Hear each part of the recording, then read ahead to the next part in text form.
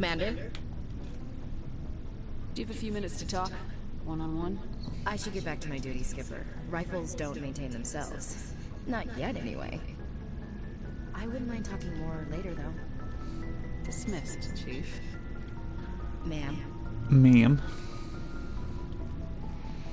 What do you want, Shepard? Why did you become a mercenary? Lots of reasons. Such as? Such as, I needed to get out of our system. I needed to eat. I needed to survive. Why not stay and help your people? I tried to help. That's why I had to leave. What happened? I was betrayed. I was head of a small tribe. We were trying to restore order after the war, but the other tribes were against us. They followed Jared, one of the few warlords who survived the war with the Turians. But he was old, and so were his ideas. He wanted to continue the war. He wanted us to fight.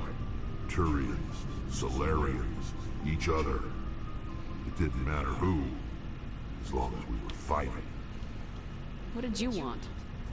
I just wanted Jared to shut up. To stop his ranting. I wanted him to stop leading the tribes astray. But he couldn't understand how much things had changed. We didn't have the numbers to go to war. Even if we did, the genophage made sure we couldn't replenish our numbers fast enough. He told them all to forget about war. We needed to focus on breeding, at least for one generation. And for a while, we were getting through. Some of the tribes started coming around. I take it the warlord didn't appreciate that. No, he didn't. He arranged a crush with the tribes. A meeting on neutral ground. He wanted to talk. We met at the Hollows, near the graves of our ancestors. The skulls of our dead laid bare to remind us where we come from, where we all go. It's as sacred as any Krogan place can be. Violence is forbidden. Sounds like a trap to me. You must have suspected as much.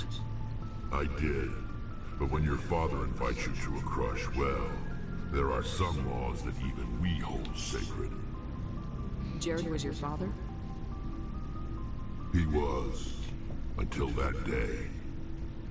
We talked, but we didn't get anywhere.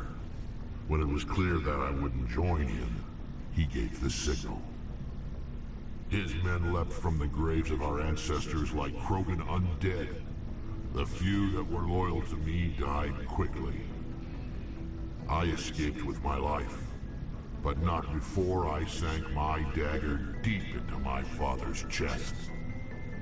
That is why I left, and that's why I'll never go back. You must have family other than your father. Don't you miss them? You trying to make me cry, Shepard? I've got some unfinished business with my family, but that's all. What kind of business? Before I left, I made an oath to my father's father. I swore to recover my family's battle armor. It was taken from him after the uprising. What's so important about this armor? It's a relic. Useless, really. But it was worn by 5 generations of my family before the war. It's rightfully mine. Originally, it was taken by the Turian military.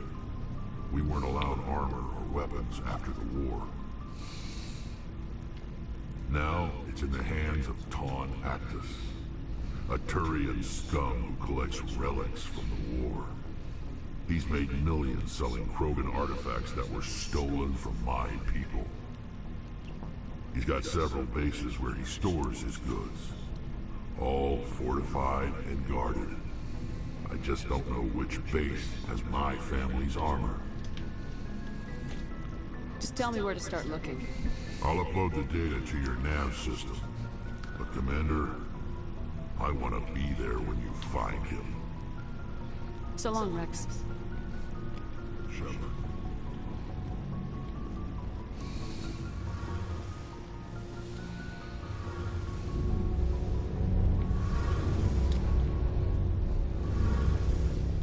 Shepard, I'm glad you're here. Why are you so cheerful? I'm sleeping much better now. I guess I'm getting used to how quiet your ship is. I still think a lot about my pilgrimage, though. I know Thane's our top priority, but with all the worlds we go to, I was hoping to find something to bring back to the flotilla. You better not jeopardize my mission for the sake of your pilgrimage. I won't. You have my word on that. But I'm not going to just give up on my search. The fleet needs the resources we find on our pilgrimages. Usually, people bring back something like a derelict ship we can use for salvage. But I need something bigger. There's a lot expected of me. What's so special about you? It's my father. He's the senior member of the Admiralty Board. He's one of only 5 people who can overrule the decisions of the Conclave for the good of the migrant fleet. My father is responsible for the lives of 17 million people. Our entire race is in his hands, and I'm his only child. So are you some kind of heir to the Quarian throne or something? No, it doesn't work that way. My father's position isn't hereditary. I'll probably never serve on the Admiralty Board myself. Officially, I'm just the same as any other citizen. But it doesn't work that way in practice. People have always treated me differently because of who my father is. You must get all kinds of special privileges. I probably had it easier than most growing up. But it's not all good. People like my father have enemies, and they're not above using me to get to him.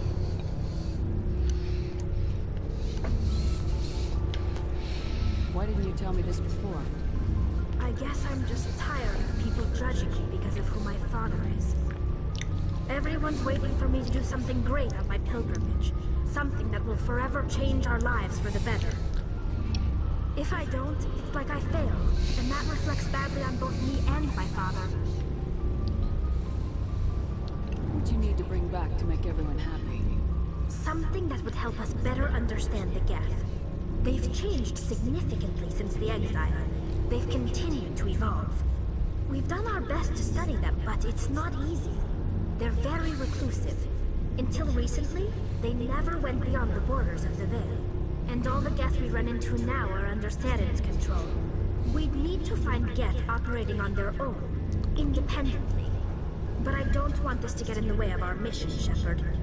First, we stop Thane. Then I'll worry about my own problems. What was your father like? It wasn't easy growing up as the daughter of one of the Admiralty. Even before he joined the board, he was a prominent figure. People looked to him for leadership. He had to set an example, and he expected the same of his daughter. Plus, he was pretty strict, a military man through and through. He never allowed me to settle for anything less than excellence. As a kid, I sometimes felt like he was pushing me too hard. But now, I'm old enough to appreciate what he taught me. The world doesn't owe us anything. If we want something in life, we have to earn it. Sounds like a tough upbringing. You don't resent your father at all? Like I said, it wasn't easy. My father's not the kind of person you bond with. And he wasn't around all that much. Too busy. People counted on him, and he took his duties seriously. Even when he was around, he always seemed a bit distant. Like his mind was always somewhere else. Come to think of it, I can't ever remember seeing him smile. Not once. It's like he was always weighed down by all that responsibility.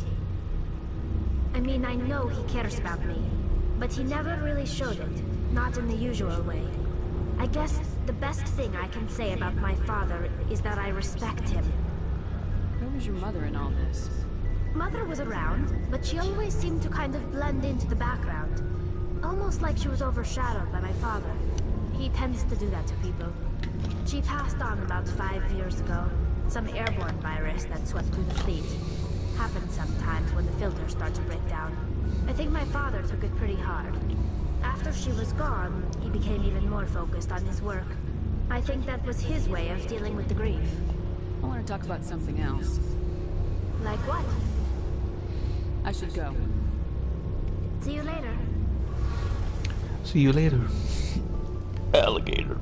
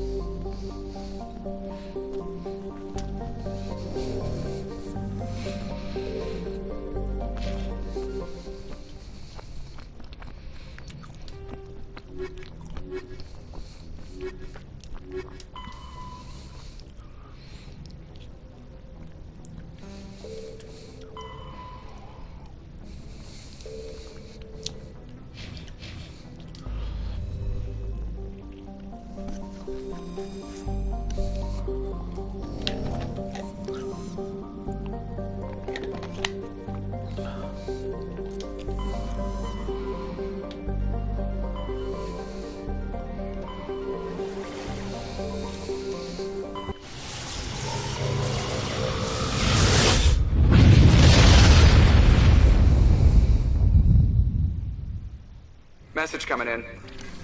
Patching it through. Commander Shepard, my name is Nasana Dantius. I have a job for you. I can't say any more in an unsecured communication. If you're interested in hearing my offer, meet me on the Citadel so we can talk in person. I'll be waiting in the Diplomat's Lounge on the Presidium.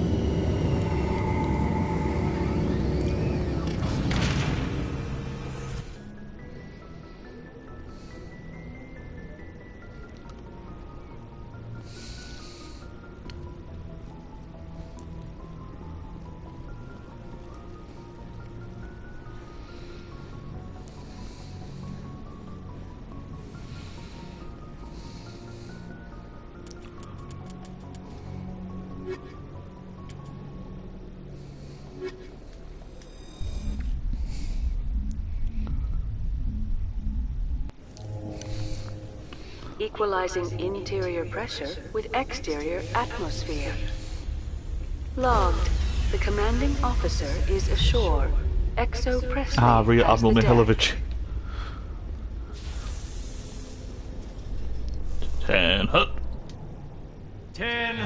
At ease. Rear Admiral Mihailovich, 5th Fleet. Admiral, I'm on urgent business with the Citadel. Is there something you need?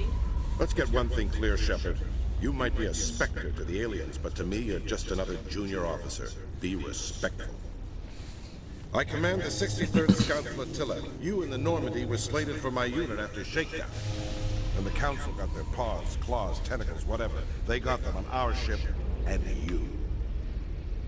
I wasn't keen on it either, but there are advantages to being above the law. Don't let the title go to your head. No one's above the law. I don't begrudge the politician's decision to throw you to the Council. It's an opportunity. I do begrudge this over-designed piece of tin. This ship has saved our lives a dozen times over. An exaggeration. I've read your reports. This experiment diverted billions from our appropriations bills. For the same price, we could have had a heavy cruiser. But no, we had to make nice to the Turians, throw money at a co-developed boondoggle. I'm here to make an inspection, Commander. Normandy is an Alliance warship. I intend to see she's up to snuff. Normandy is an Alliance warship, but she's on loan to the Citadel. That means she's not in your chain of command.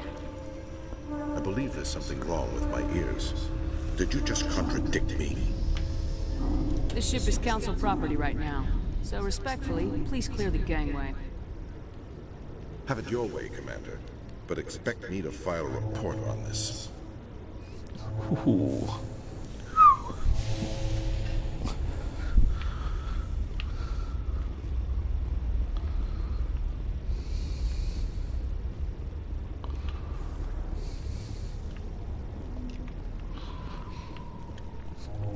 I'll file a report.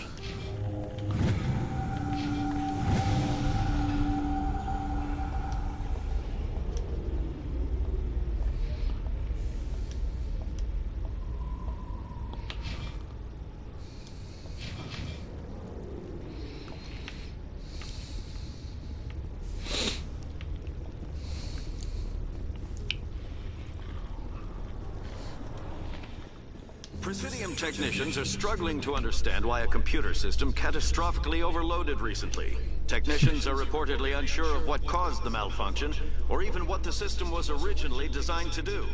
CSEC is investigating the possible vandalism or misuse of public property.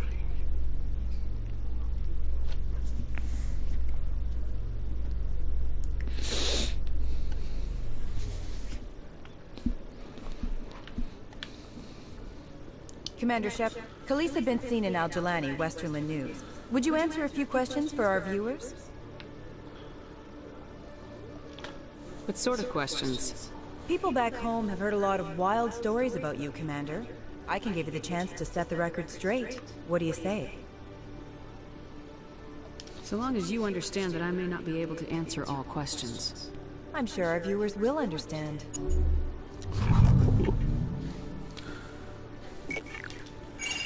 Humans have been trying to get the respect of the galactic community for 26 years.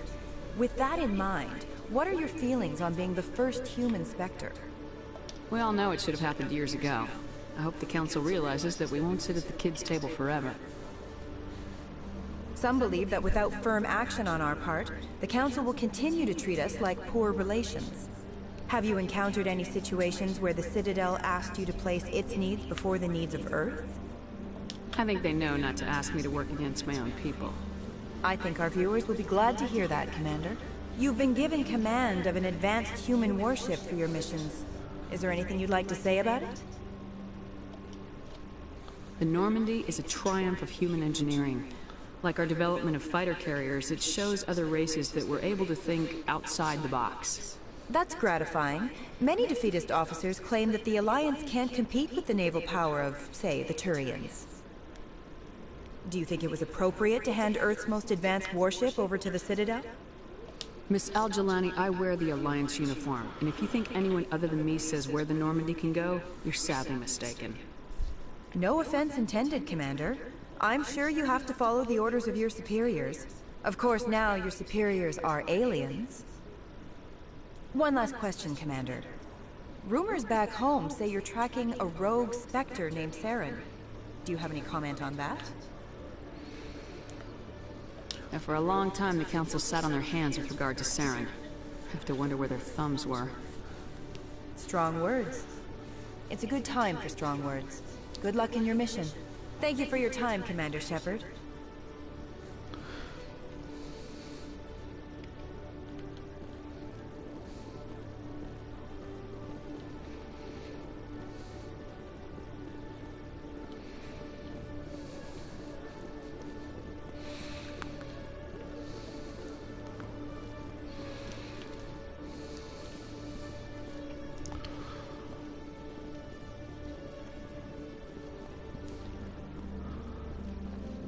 Hello, Commander.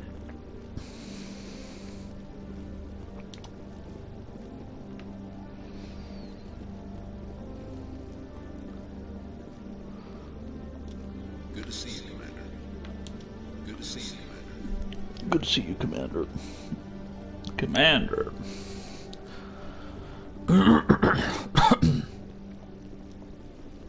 Did you know Citadel Security is the largest multi-species law enforcement agency in Council space? So, Liara, you've spent 50 years studying Prothean ruins and artifacts. Our travels now are somewhat different from my normal excavations. I would prefer lengthier studies and fewer explosions. Well, I think you've spoken for scientists everywhere, Liara.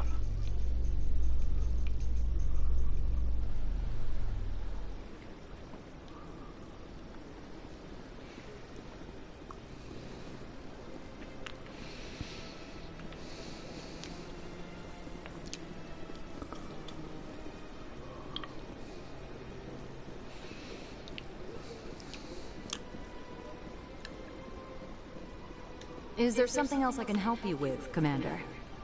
I should be going now. Have a pleasant day. Have a pleasant day.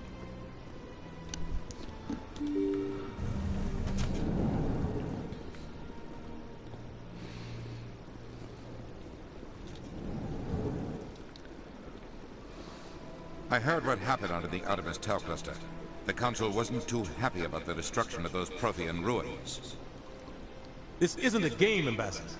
Shepard's out there trying to stop Saren from destroying the galaxy. I know. Just try to be a little more careful. The Council's watching you, and we all get judged on how you behave.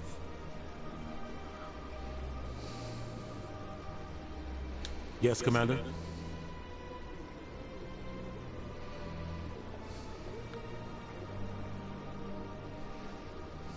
Where can I find Admiral Kahoku?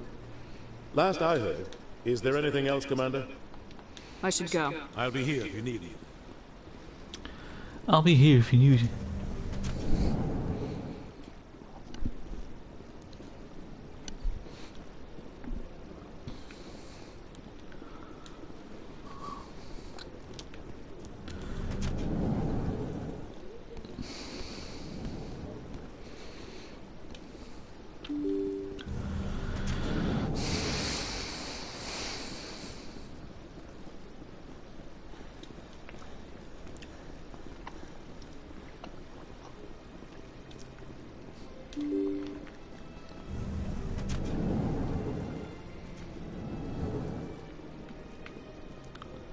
I can't believe I landed a job here.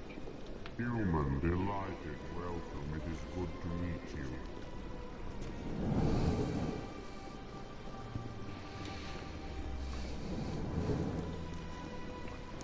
Shepard, what can I do for you now?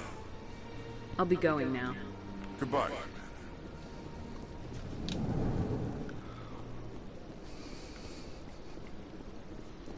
Commander Shepard, I am Nasana Dantius. I see you got my message. You said you had a job offer. I do.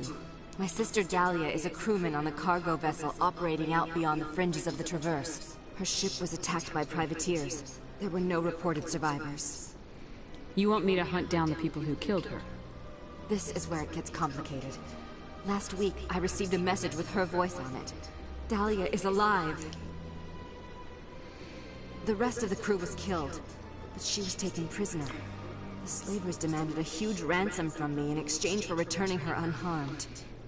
Why didn't the raiders kill Dahlia along with everyone else? My sister probably told them who she was. My family's very wealthy, Shepard. They must have realized she was worth more to them alive. You can't negotiate with criminals. It's too late. I transferred the funds to the account they specified.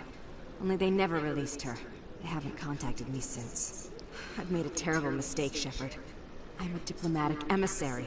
By law, I'm required to report any attempted extortion to CSEC immediately. But I was afraid for Dahlia, so I just paid the ransom. Now she's still missing. And if anyone finds out what I did, I could end up in jail. Why would they put you in jail? You're the victim here. Government representatives on the Citadel are not allowed to negotiate with terrorists. It's too dangerous. Paying a ransom would only encourage more kidnappings. I support the law in theory, but when I got the message, all I could think about was Dahlia's safety. I doubt they would actually send me to prison for what I did, but they would strip me of my post. And Dahlia would still be in the hands of the slavers.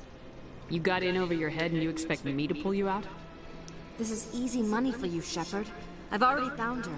You just need to bring her back. I tracked the ransom payment through several accounts. Eventually, it led to a small mercenary band operating out of the Artemis Tau cluster. I need you to go to the Merc base, take them out, and bring my sister back. You shall be well rewarded. Anything you can tell me about the mercs who have your sister? Pretty much what you'd expect. Rough, dangerous, and well-armed. Nothing a Spectre cannot handle, though. How'd you find out who was behind the ransom? I have resources. Contacts and credits can go a long way. Especially if you're willing to bend the rules. I already broke the law when I paid the ransom. This couldn't make things any worse. Can't you hire someone else to do this? I do not want to take chances with my sister's life. I need a Spectre. Besides, you operate outside official channels. My superiors cannot find out I never reported the ransom in the first place. Don't worry. I'll bring your sister back. Thank you, Shepard. I knew you were the right woman for the job. How you doing? Come back and see me when the job is done. Yes, Shepard? Did you find my sister? I have to go. Come back and see me when the job is done.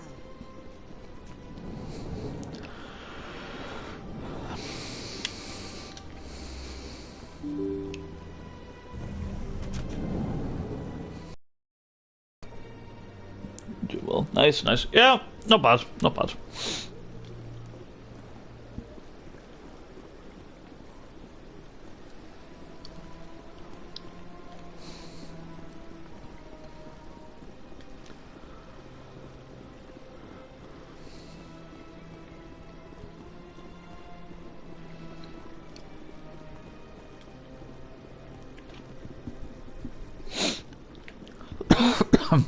Excuse me.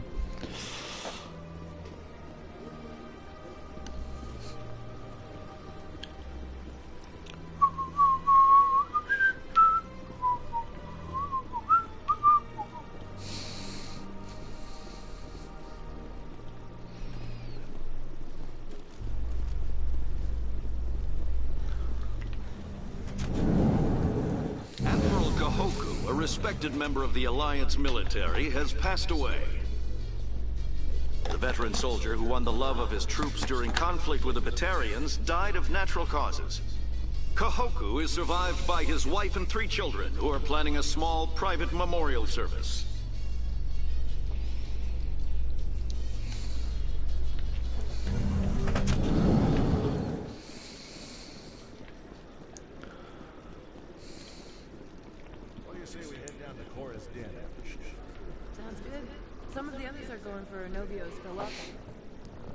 Both my foreman Evelyn's on Saturday, so means I don't have one. I'm a bit disappointed, but we'll take that for the when you brought your phone. I suppose crazy things can happen, you know, like with the, you know, like joy and excitement and everything. You know, sometimes you can't get those crazy celebrations.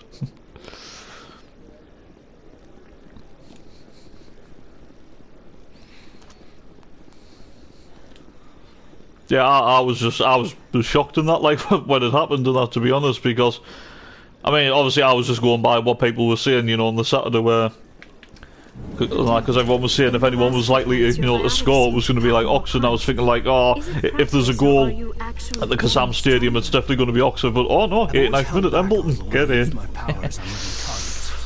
Fear of hurting someone, I guess. But after what I saw, you just cannot beat like late winners in football. You can't beat it. Against anyone. You threw it.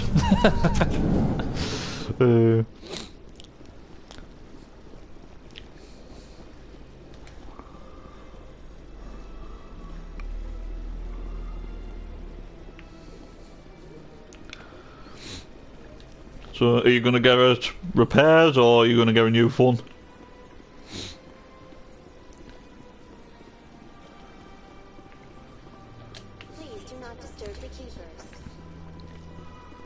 I mean, is it repairable?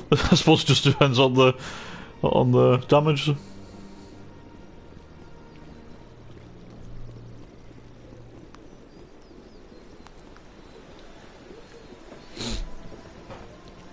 Don't know yet, to be honest. Yeah.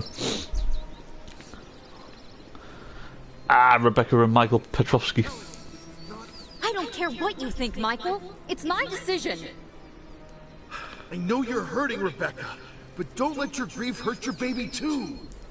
Is this man harassing you, ma'am? Perhaps you can talk some sense into her. I don't need anyone to talk sense into me, Michael. I'm not undergoing the treatments. My sister-in-law here is pregnant, and she's refused to let the baby undergo gene therapy in utero.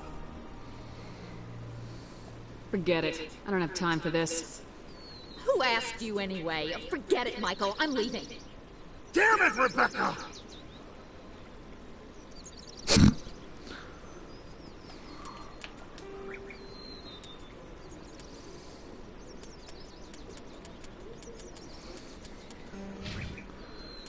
Actually, isn't our auto save?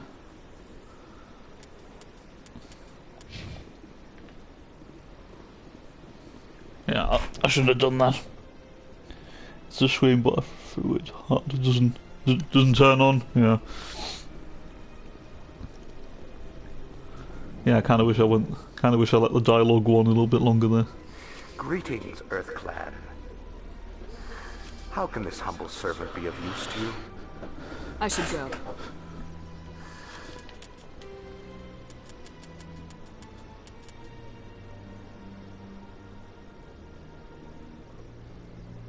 Goodbye, Commander.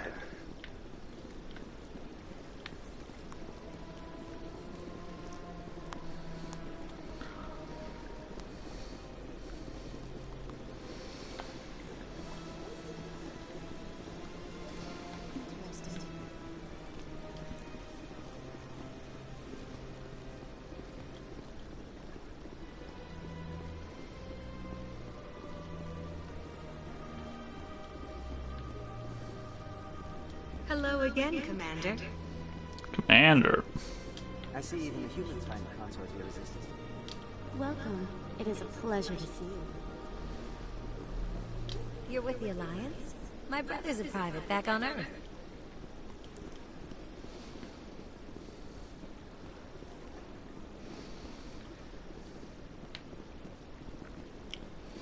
Hello again, Commander. Commander.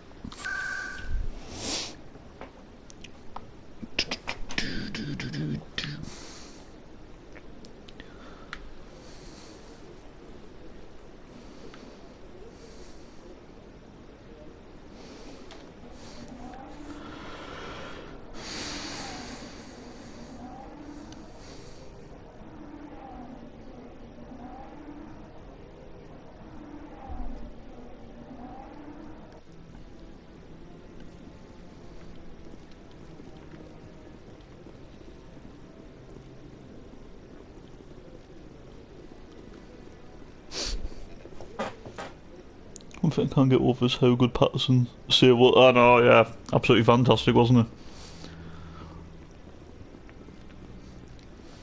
I mean, technically it's one of those saves and that he had no right to keep that out, but the fact that he clawed it like from going, like just, you know, just before like the ball went completely over the line, and that absolutely fantastic.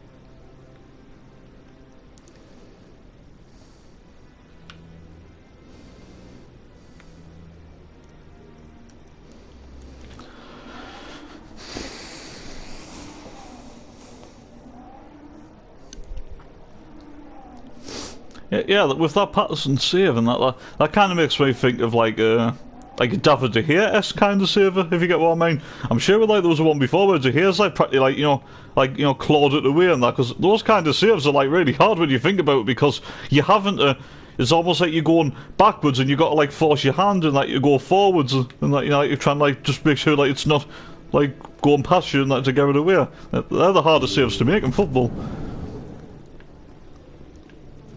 I mean, yeah, reflex saves and stuff are like fantastic, but the claw and the way ones are absolutely brilliant. Yes, Commander. Is there something I can do for you?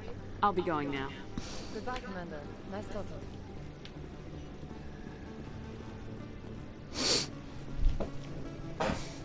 If it was Hoffman, we would have got. Yeah, to be honest, that's probably true. I mean, I'm not really a Hoffman fan, to be honest, and that. I mean, I've never really been a Lee Burge fan, but I would probably say Lee Burge is probably better than Hoffman, even though overall, obviously, Patterson is our best goalkeeper by a mile. I mean, again, I know I've said this loads of times and that, but I still felt sorry for Patterson when he got sent out on loan, you know, the first time. And that, yeah, I mean, he had a good... I know he conceded, but he had a decent game against Wycombe Wanderers. Didn't he? Wasn't he in goal when we kept a clean sheet against Wimbledon as well? So he had 2 decent games, didn't do anything wrong, and then the poor buggers dropped. And that's why he obviously dropped for Hoffman and sent out on loan. Absolutely ridiculous.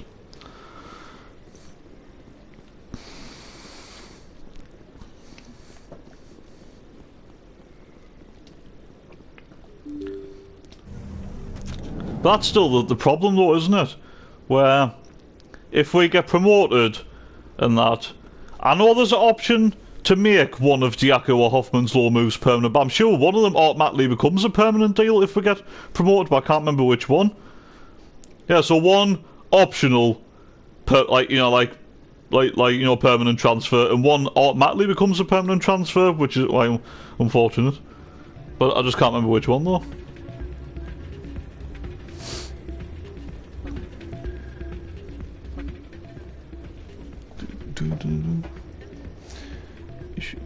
It should have been loaned out. Should have been a first choice keeper all season. Yeah, exactly.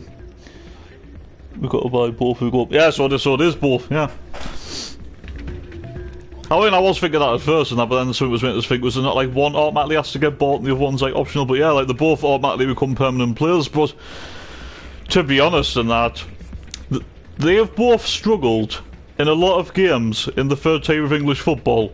I know the young, and well, especially Diaco. I mean, Diaco was only what 20, 21-year-old, and that. So yeah, Diaco's still got potential, but right now, and that, I can't even see them coping in the championship. What we should do, if I'm being honest, right, God's honest truth, right.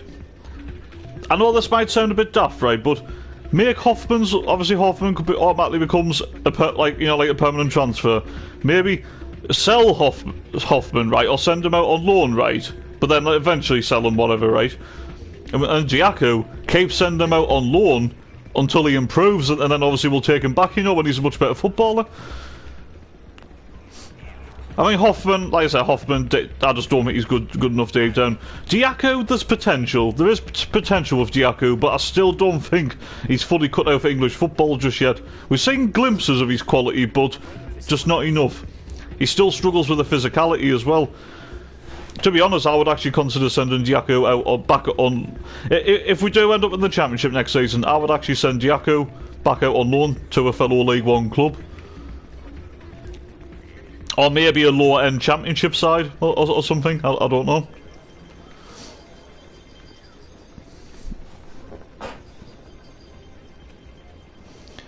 Well, both Anne and Neil's plans for what we're going to do. But yeah, it could be one of those things. They could both go out on loan. Or, yes, because of the agreement, yes, we will have to buy them. But if Alex Neil doesn't want them, they could both end up getting sold straight away. And then you're just basically back to square one. So, I don't know. But like I said, if it was my choice, I would preferably get rid of Hoffman, like, permanently. And I would probably just, like I said, I would probably give Diaco a few loan spells away from the club. And then eventually see if he comes back a much better player. But I just can't see Hoffman ever cutting it like at Sunderland, to be honest. But Diaco, I think he might, but I think it might take a couple of years with Diaco, maybe. I'll just buy them to flog them on to be honest, yeah. I mean, yeah, like, I wouldn't be against it, but just, like I said, maybe Diaco... I don't know, because it could be one of those things where, yeah, right now, we're not, like, really bothered about, like, Diaco, but I feel like one day he probably will end up being a top-class player. Like, do you know what I mean? So, maybe with Diaco, I would probably, like, just consider loaning him out. A couple of seasons, like, away on loan, and then see if it improves him. If not, then obviously you can flog him. Welcome back, EarthClan. Will you be needing supplies? But yeah, it is true right now. I mean, Alex Neil, like, doesn't think anything of them, so... I think I'll be going. Which just tells you everything, because Lee Johnson kept playing Hoffman all the time, and we all knew that Hoffman was a disaster waiting to happen at times, and that he was... didn't know when to come off his line or when to stay on his line. And just think, Hoffman hasn't even played a game. Like, has he since, has Hoffman yeah, since Alex Neil's been here, Hoffman hasn't played a game, has he? Because like when Neil came in, Hoffman like had like Hoffman was having like those blood tests or something, wasn't he? Like, or something like that. He was unavailable at the time, so yeah, he hasn't actually featured. And Diako's had maybe 1 or 2 starts, a couple of sub appearances, but hasn't featured for a while. So yeah, he clearly doesn't think anything of them. You were too busy to talk last time, but that's not a problem. I know you're busy being the first human Spectre and all. There's a lot going on right now. Is there something I can do for you? This will be fast. I just wanted you to know what a big fan I am, and I was wondering if I could get a picture. I don't have time for this crap. Go back to whatever hole you crawled out of. So that's how it is? The rest of us should just let you reap the fame and glory? Well, you're not the only one who can stand up for humanity. I'll show you. I'll show you. It's a risk because both could be well beaters if we let them go. I just can't see it with Hoffman, though. I can see it with Diako maybe one day, but Hoffman, I don't know. The fact that Hoffman's no better than Burge, and you look at Lee Burge's age at the age of what, 29, like 20 or 29 now, and the fact that Hoffman like has struggled like quite a lot, it doesn't really bode well for him, and that's so. I don't know. I might be wrong. But I just think there's more potential with Diako one day. Patterson, I'm sure he's played every game. Yeah, he has. Yeah, every game. Yeah, because like I said, I think Hoffman was getting those blood tests, wasn't he? They told me it was you, but I didn't believe it. Shepard grew up and turned into a soldier. An impatient soldier. Who are you and why are you in my way? Name's Finch. You probably don't remember me, but we ran together in the 10th Street Reds. Maybe you don't remember it yourself, running in a gang. None of the vids mention it when they're talking about you. The vids never tell the whole story. So, what can I do for the Reds? One of the Reds, Kurt Wiseman, got picked up by Turians. We'd like you to talk to the Turian guard in the bar and get Kurt out. What was this guy arrested for? Some stupid minor offense. Maybe he had a little red sand. You know how the Turians are. They declared him a problem, and they're shipping him back for a trial. What was one of the 10th Street Reds doing in Turian space? And Burge is better, and if I would let Burge go then the season, I would also let Hoffman go. Yeah. We do some salvage, a little shipping I mean, here and there. see, that's the thing, right? Obviously, we've got to keep Patterson, like we have to in that, because he's getting better and better each game, right? But I do think we would need to bring in a top championship quality goalkeeper, or maybe an out of favour Premier League goalkeeper if we do go up. You know, someone that can, teach, like Patterson, like a few things and help him like develop, and maybe like sometimes Patterson, if the pressure does get to him, like to say if we do go up and he loses his way, then we've got a top goalkeeper like to come in and that. So yeah, I would still go for an experienced goalkeeper. Even if we did keep one of Hoffman or Burge, and that, I would still go for another goalie anyway. You're not asking me to break Wiseman out of jail, are you? Of course not. But word has it you've got some pull with the aliens. All we're asking you to do is pull a little for us. I'll talk to the Turian and see what I can do. Thanks, Shepard. I knew you'd remember your old friends. The guard's over in Cora's den. Take care of this, and you'll never see me again. You'll never see me again.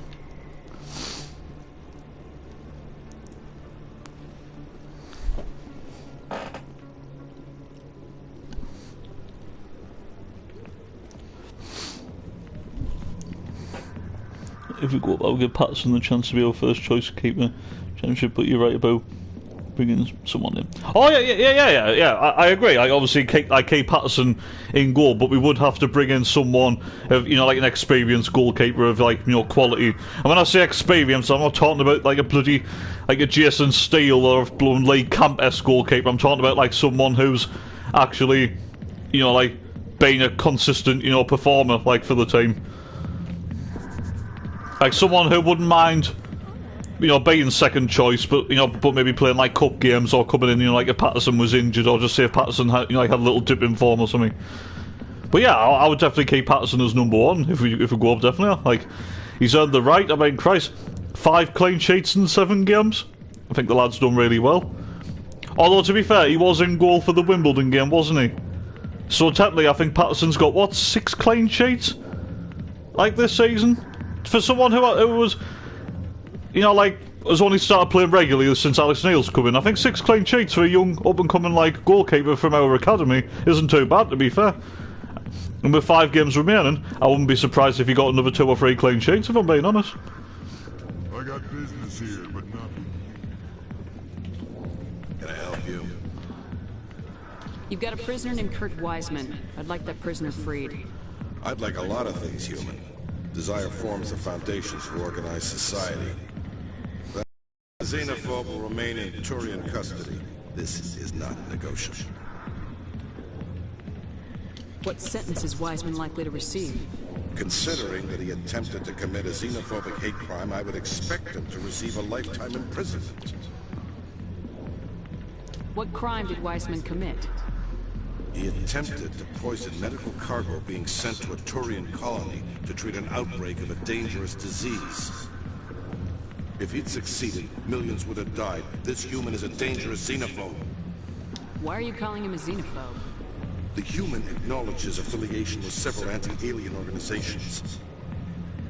His crime specifically targeted Turians as a species. It was a hate crime and will be treated as such at his sentencing.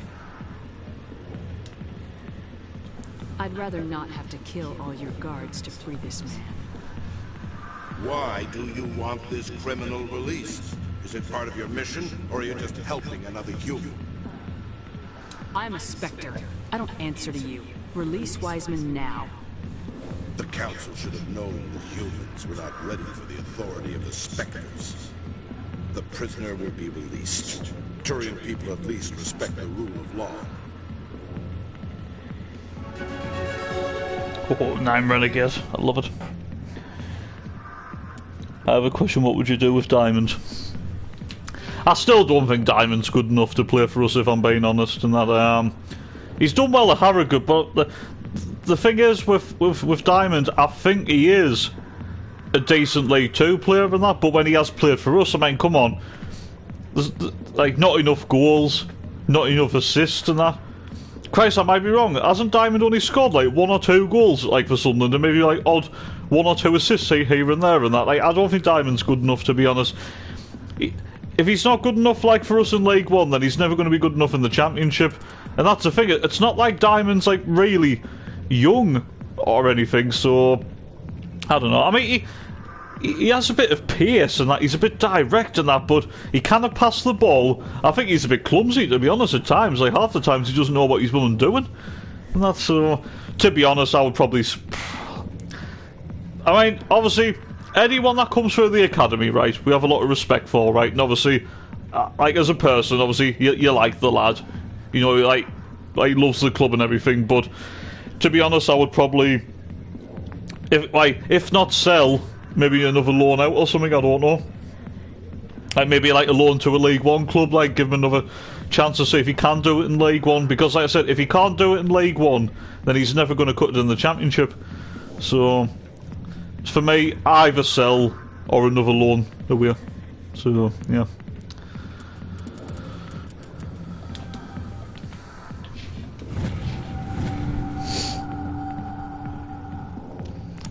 Like I said before, and a lot of people laughed at as well, I said this, right? But to be honest, I still think Josh Hawkes is a better player than Diamond, and we sold Hawkes. Do you know what I mean? I know it's an unpopular opinion, but I preferred Hawkes to Diamond.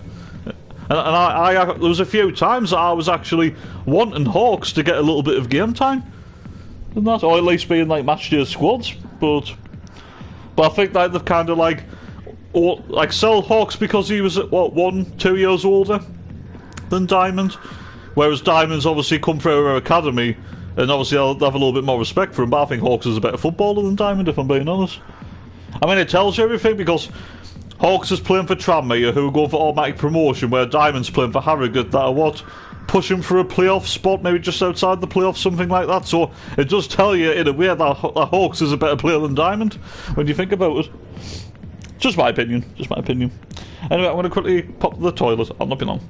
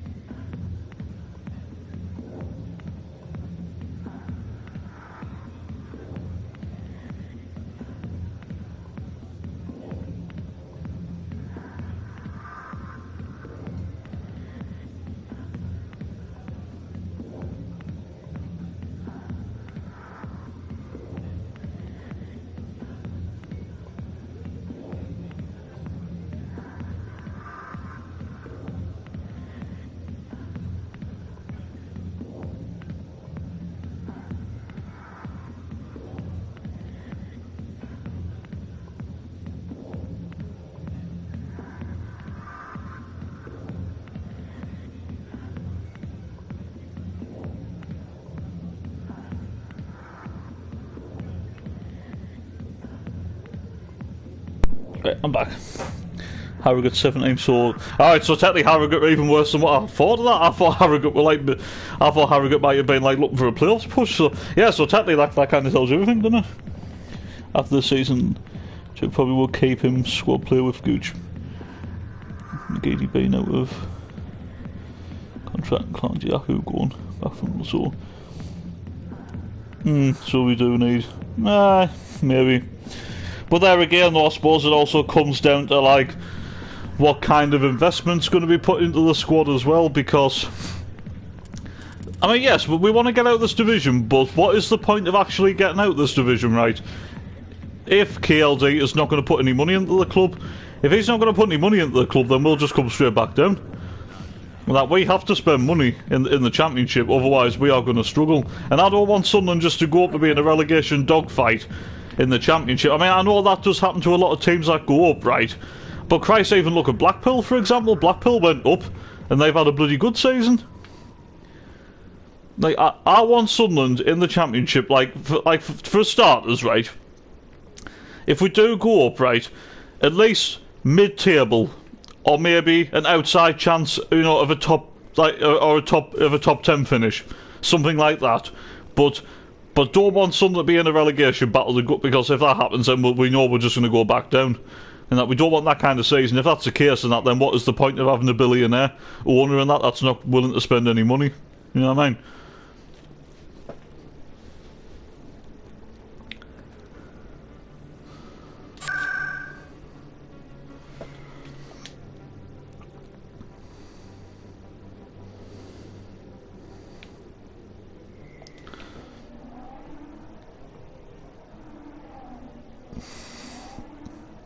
I mean, yeah, if we don't spend any money, then yeah, you could say, alright, we might need Diamond, because the club's not being ambitious enough to actually go out and sign some quality. So yeah, just depends, doesn't it? But realistically, if we are ambitious next season, right, if we go up, right, and we do spend money, but then yeah, technically your Diamond won't be here anyway, because we would have better players in his position, but obviously it just depends, doesn't it? While the unnamed operative has not yet been apprehended, a council spokesman confirmed that corrective actions had been taken.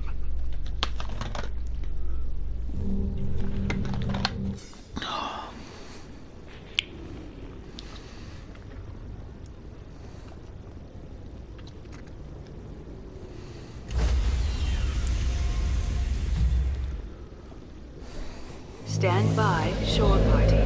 Decontamination in progress.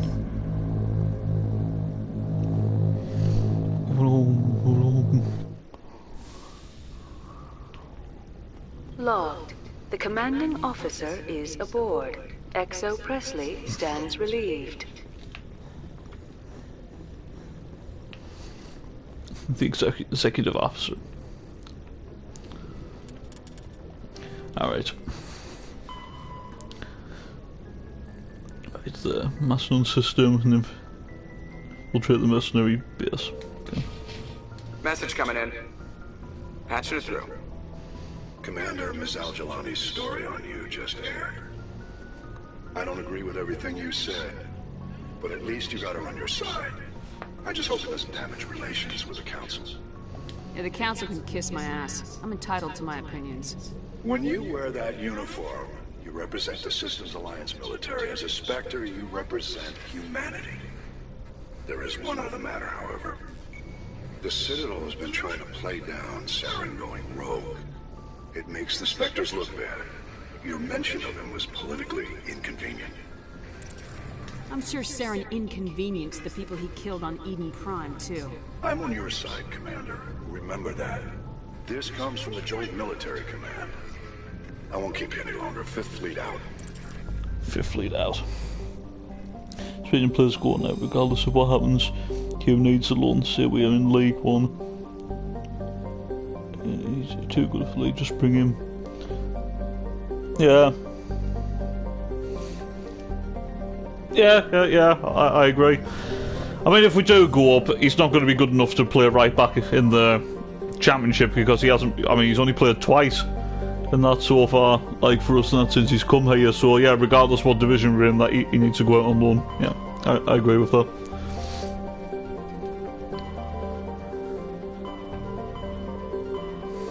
Do you know what, right? You know God's honest truth, right? Because Alex Neil clearly doesn't like fancy him at the minute, and let's be real, right? I like Dan Neil, but let's be real, since he signed that new contract he has been poor, which he has. I would actually consider like sending Dan Neil out on loan, to be honest. Because it's either going to be one of those things, right? Like, I don't want to like sell him or anything, but if we're not going to sell him, right, you know, to like make make some money off him, you know, to like a Premier League club or something like that. And if Alex Neil's not going to play Dan Neil because he's not even playing him right now, well, then he's wasted and he's not developing. So, like, if we don't sell Dan Neil, I would actually consider sending Dan Neil out to a lower end Championship team, or back down to League 1 or something. I don't know, but he's someone that needs to be playing football as well. So, I think if we're in League 1, he'll be going to be. Oh yeah, if we're still in League 1, he'd be sold, of course. But it's just, I think there might be a case potentially, even if we get in the Championship, because like I says, Alex Neil doesn't rate them. But that's the thing, I'm not against Alex Neil not playing them, because like I said, Dan Neil has been poor for a while. I mean, people did get a bit carried away when he scored against Crew and that's it, he was back and everything, because look what happened. Alex Neil rewarded him with a start against Lincoln, and I thought he was absolutely shocking. Do you know what I mean? Ever since he signed that new contract, I don't know if the lad's head's been turned or something, I don't know, but he's been poor ever since he signed that new contract. Before he signed that contract, he was one of our best players this season. And that he was getting on the ball, he was making things happen, he was dribbling like past players and running past players left, right and centre. And now he can't even control the ball properly now. He's so lightweight in that, I don't know. Just be very disappointed with Dan Neil, but obviously he is a young lad. It is his first full season, you know, like with you know, like first team football, but it's just where he was at the start of the season to where he is now. It is very disappointing. I just hope it's like a confidence thing, right? And you know, like with the whole too much football catching up with him, I hope it's not a case of his head's being turned, because if that's the case, then as much as he is one of our own, if his head's being turned and that, well then you might as well sell the lad. Do you know what I mean? Because he's clearly not interested to play for the club now. But hopefully that's not the case. Wouldn't be surprised if that happens to Embleton and Freddy gets a start. And he does. That's what I'm kind of thinking, because we both agree that. I mean, I know I did say Pritchard at first, but then I changed my mind because Pritchard's back for Friday, but it might be a bit too risky, you know, to start him from the get-go, right? So yeah, like, give Embleton a chance, give him a start because he deserves it, mind you. Great assist against Gillingham. Like, good winner against Oxford, right? But yeah, I wouldn't be surprised if Embleton doesn't take his opportunity and he flops and then he's back on the bench again. But that's what we always keep saying about it's what we keep saying about Embleton, though, isn't it? That he has got quality, he's just very inconsistent. That's his problem. I mean, I know he's frustrated with the lack of game time, but it's just, if he wants to get, because he has got the ability to get in that starting 11 and stay there, but he's just not consistent enough. And the difference between him and Pritchard, right, is Pritchard's older than Embleton, right, but Pritchard works harder. Even if Pritchard's not scoring goals or creating chances or getting assists, but Pritchard works his socks off and he chases down every loose ball. Embleton can be very lazy.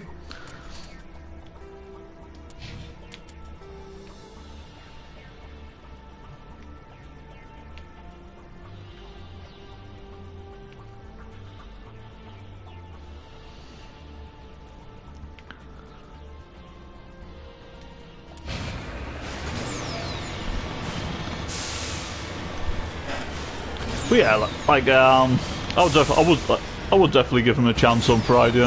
I mean, if he takes it, fantastic. I mean, that's the thing. I'm not expecting him to, you know, score a goal or get an assist. But as long as he's like putting 110% in, and he's trying to make things happen, he's working hard. If that's the case, then alright, fair enough. That's not bad.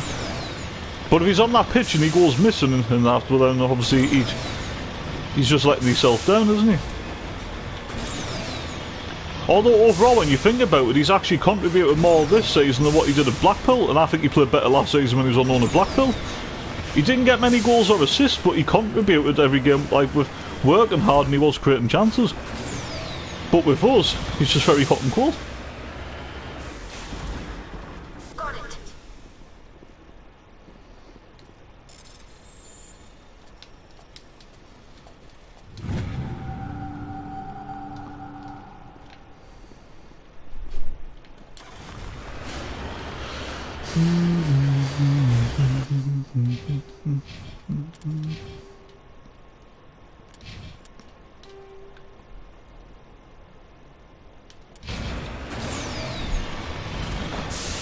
I probably wouldn't start Embleton against Plymouth, because I would play a 3-4-1-2 with Pritchard behind, Brohan and Seuss away.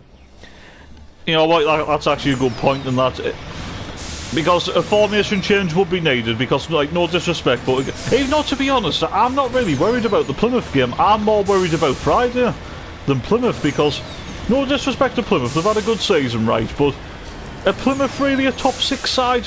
No. Plymouth are on paper they're no different to what they were last season. Really, I think they've just overachieved. I mean, obviously that Steve Schumacher who came in after Ryan Lowe went to Preston, I think he's done a really good job, to be honest, but I'm not really worried about Plymouth. I think they're a mid-table side that's just overachieved this season. I mean, you could say the same about MK Dons, but the difference with MK Dons is that they have massively upgraded their squad because they have spent a lot of money and stuff, you know what I mean? But yeah, like, definitely play for back. I would still play for back 3 against Plymouth and that, because obviously they are still better than Shrewsbury on paper. But yeah, I don't think Embleton would really fit. I mean, if Embleton gets a start, right? Put it this way. Excuse me. If Embleton gets a start against Shrewsbury on Friday, and he plays well, then obviously you keep him in the team. But if not, then he comes out. Simple. But there again, I still wouldn't complain if Pritchard got a start, to be honest. Because obviously Pritchard is a much better player than Embleton. Even though Embleton has got potential one day to be better, but right now Pritchard is obviously a better playmaker. And a better footballer. And works harder as well.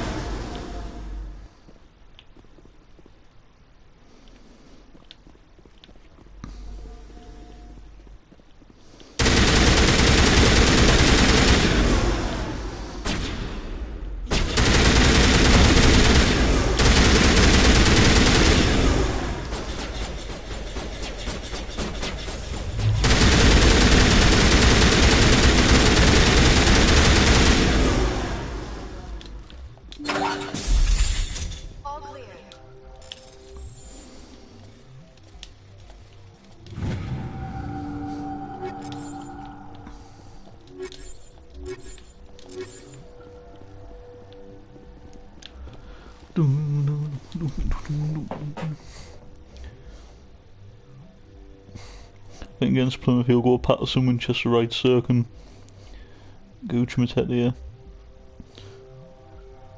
Evans, Clark, Pritchard, Broadhead. Possibly. But there again, though, I wouldn't even play Clark right now. And that, for me, Clark needs dropping, and I've been very disappointed with him lately. I mean, don't get us wrong, I mean, Patrick Roberts has been a little bit frustrating, like, lately and that, but I don't know, Jack Clark, and that's just miss. I mean, I know it can happen, but he missed blooming sitters. I mean, just think if we'd beat Lincoln, right, I think we would have been on course to already, like, finishing the top 6 right now.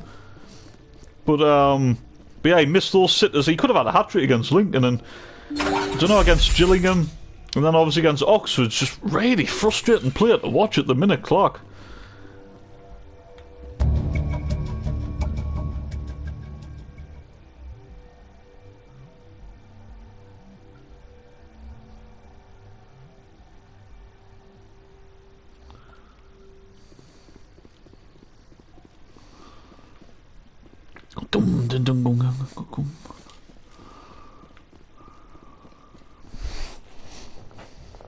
If I had to make one change to that team, I would play Barton to the club, but I just... yeah, maybe.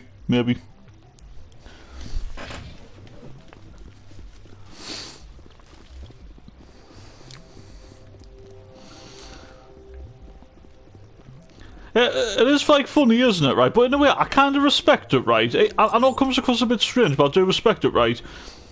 We kind of know, like, the way Alex... it's trying to think like Alex Neil does at the minute, right? Because we know... if we play, like, if we play a flat back 4, we know that Danny Bart will play alongside Bailey Wright. But if we play back 3, then we always know it's Winchester, Wright and Sirkin. You know what I mean? Like, he won't play Bart in the back 3, but he'll play Bart in the back 2. It's weird, but it's interesting, like, how he does it.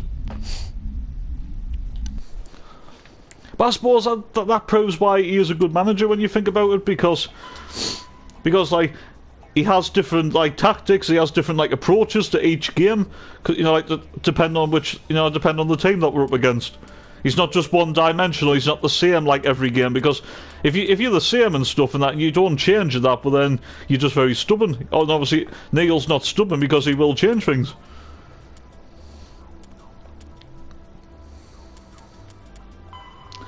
Alright, Dr. Salian. Kepler Verge. Just wait, Timmy doesn't have 2 wingers. Yeah, exactly. But to be fair though, Gooch actually does a better job like a wing back than what Jack Clark does, I'll tell you that. It's like what I was saying when I was doing the player ratings and that, you know, on Sunday I was saying that obviously Gooch, like, isn't like a defender, but at least Gooch actually works hard and he actually tries to do his defensive duties, because if you noticed, nothing came down that right hand side. You know, Winchester and Gooch's side, it all came down Sirkin and Clark's side, because Clark was too far up the pitch, right? He wouldn't trap back and poo a Sirkin, even though Sirkin had a poo again, mind you. I felt sorry for Sirkin, because he had no help or support from Clark. Just because, I know Clark's not a defender, but if you're playing, like, in that position, you've got to work hard and you've got to do your defensive duties, but there again, I kind of hope Neil's learnt his lesson now and stops playing like Clark as like a wing back, because it just doesn't work. And that, like, obviously you can get away with, like, even though I would actually start Gooch further up the pitch on Friday, and, like, you know, give him a chance. But Clark cannot play Clark as a wing back anymore, because that left hand side and that everything was coming down that side. It just offered no protection for Sirkin. What, it's like Sirkin was up against, you know, like 2 men at once, like half the time. Ridiculous.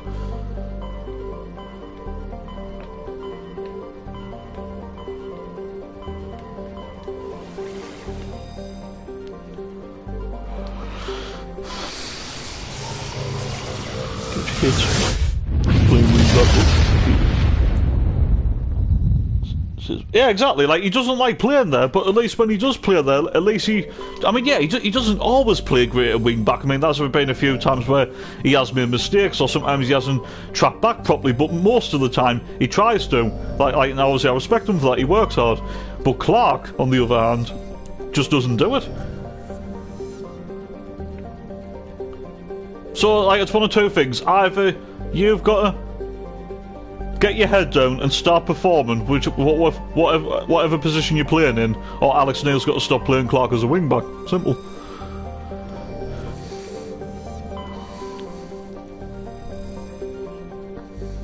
Dr. Hart.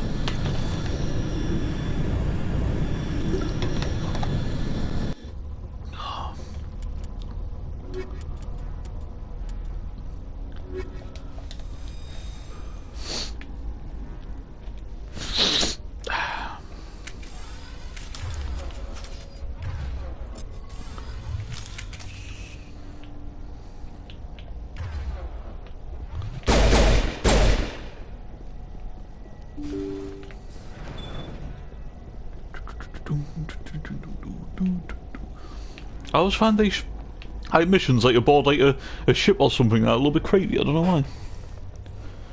If I want to go with wingbacks with Sirkin, back three probably would play Bart, right Sirkin. Back three with Winchester, right wingback and Gooch. Yeah, possibly. It's an option. I mean, I get why Neil does it because he's looking for Pierce, and obviously Jack Black's got Pierce and that. But the problem is, it's no good. It's all good like having Pierce, but if you're not going to like do your job, then it's pointless.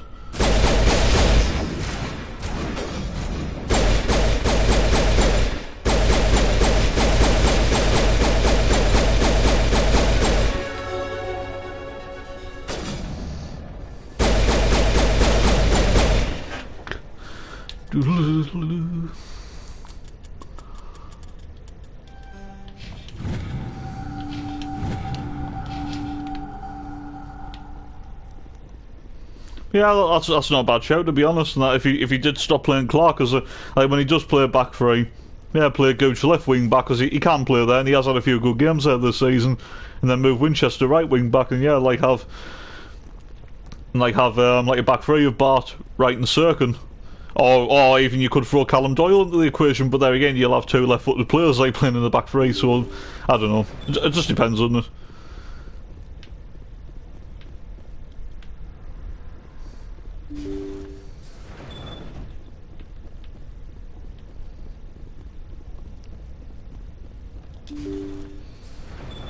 Thank you.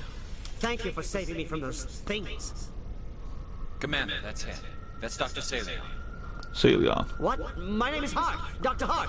Please, get me out of here. Are you sure it's him? Positive. There's no escape this time, Doctor.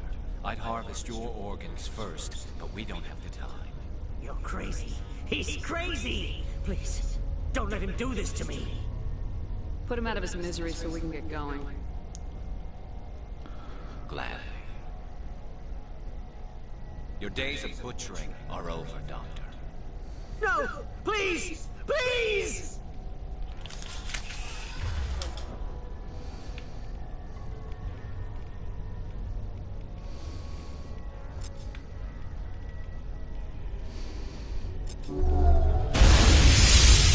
That's satisfying. Good. Remember that feeling. That's how it should be. I will, Commander. Well, I guess we're done here.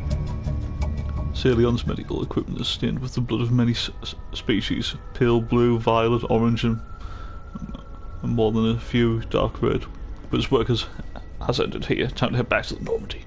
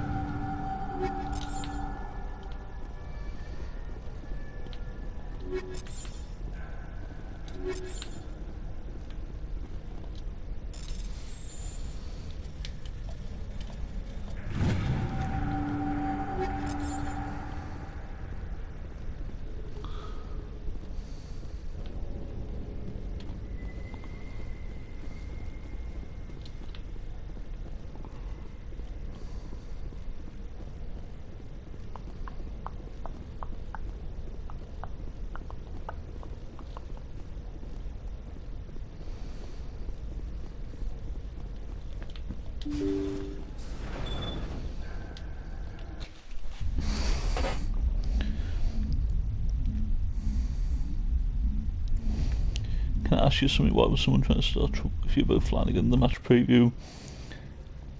Yes, it's some guy and stuff, and I think it's someone with like multiple accounts or something, and that he's always trying to start something that's saying that. I mean, like, did I ever say that I wanted Flanagan gone? No. All I said was, and he was trying to say that I was crying for the club to get rid of Flanagan, and then we ended up getting Bart and stuff and that. I never said I wanted Flanagan to go. All I said was on deadline day, and technically it still wasn't good. I know we signed Danny Bart, but I still think we left ourselves a little bit short. All I said was I have no problem with Flanagan going if we brought in another centre-back, and I thought we were going to sign Terence Congolo, you know, on loan from Fulham, but obviously it didn't happen. We even failed with a deadline day move for Mark Beavers from Peterborough apparently as well. That didn't like happen, so like I know it's done now, but I wasn't like, I mean, overall, was I overly like angry in that Flanagan went? No. But was I happy that he went? No. But he was trying to say that I was crying for the club to get rid of Flanagan and that. He was just talking a load of bullshit, man. I'm going to start ignoring that guy anyway, and that he gets on my nerves. I mean, we've all got different opinions, right? But there's someone in the chat, right, who, you know, sometimes is a little bit like super critical and stuff. That's just his opinion, like, about Sunderland. And this person always says like, "Oh, you're a mag in disguise and that because you're always slagging the club off and stuff and that."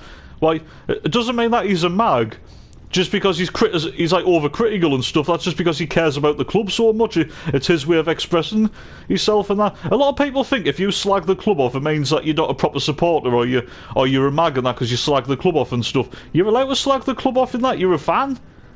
The fans are more important than any other aspect of the football club. Without fans, there is no football club.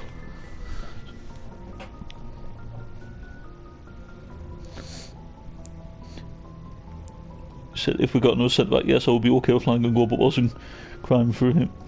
Yeah, exactly. And that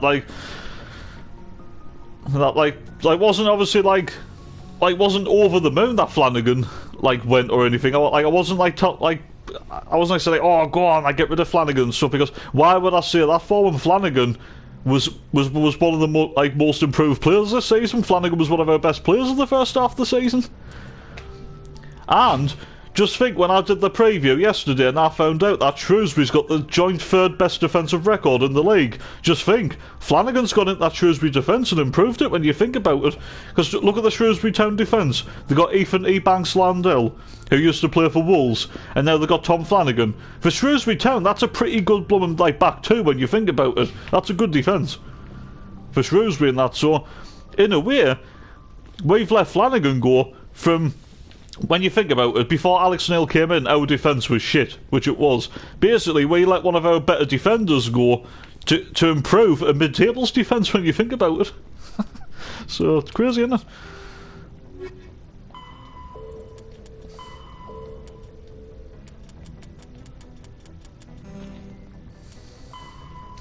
Right. Get some of the Argus Row cluster. You praise him if I say what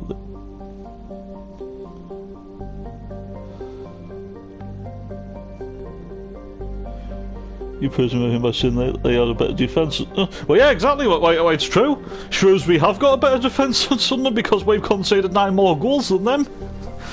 I mean, in a way, like, we have to give them credit, right? Like we really have to. And that the fact that Shrewsbury Town have already conceded 40 goals this season for a team that is 16th in the table is absolutely fantastic. But obviously, what's let Shrewsbury Town down is the fact that only Wimbledon, Doncaster and Crewe have scored, you know, like the fewer goals than Shrewsbury, and that's what's let Shrewsbury Town down. If Shrewsbury had a little bit more like quality going forward, I think Shrewsbury could easily be a top 10 team, and that because obviously Steve Cotterill has done a fantastic job at Shrewsbury, which he has, and he's got a solid defence, and they're a hard team to break down. But it's just like going forward, they just haven't been as clinical. But to be fair, they did beat Rotherham, and they got a good draw against Ipswich Town, so that's why I think it will be a hard game on Friday. I mean, don't get us wrong.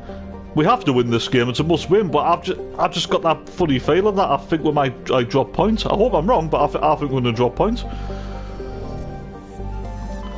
But that's the thing, though. Just because I'm predicting us to drop points on Friday doesn't mean that that I still can't be allowed to be like disappointed if we fail to win, because I want to win. I want to be proven wrong. If we win, happy days.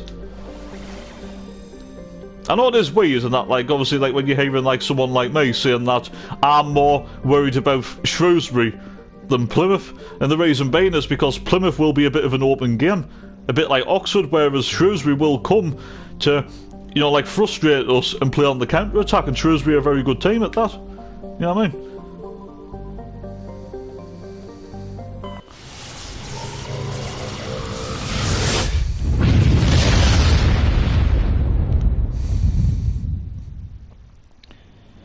Wonder if Gooch went to Shrewsbury, where would he be playing as they don't play with wingers? Yeah, that's a good point, that, isn't it? I mean, to be honest, when you think about it, right, I mean, obviously in the end, and that, I mean, I know it sounds bad, but I wouldn't have actually complained if Gooch had have actually gone, but I suppose when you look back at it now, and that, where the fact that Alex Neil likes to tinker with a 4-2-3-1 and a 3-5-2 or 3-4-1-2, whatever, right? Or 3-4-3, whatever you want.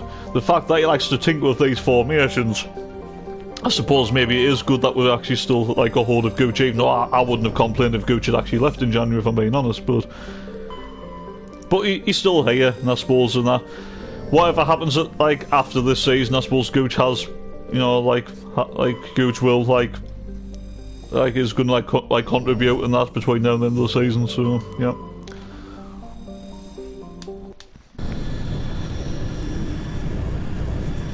But yeah, but if he had gone to Shrewsbury, I think he definitely would have improved them.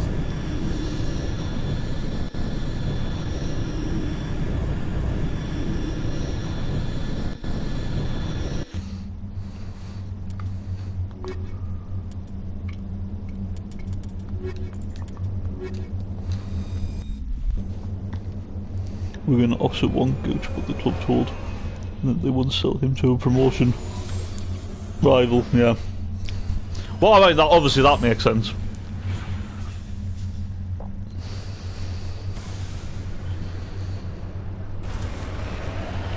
I mean, yeah, it's like the whole thing with Flanagan. It was okay letting him go to Shrewsbury in the end, because obviously Shrewsbury are not a promotion rival.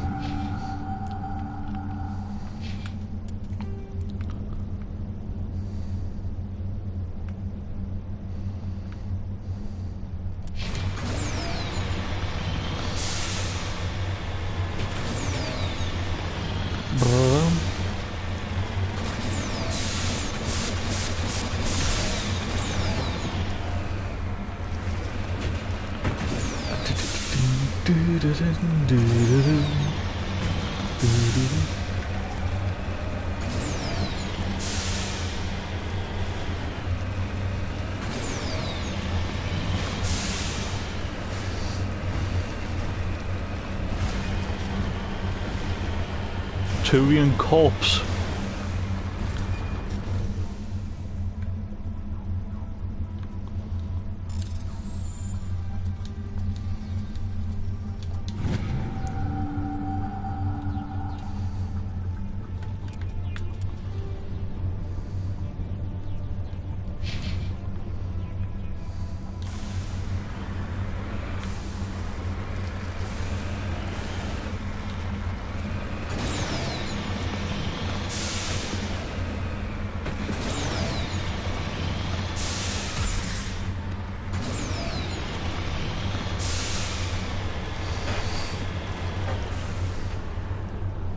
Because he wanted to go to Wigan because he's...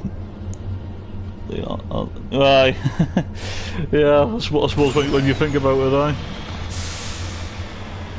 Like, why Power?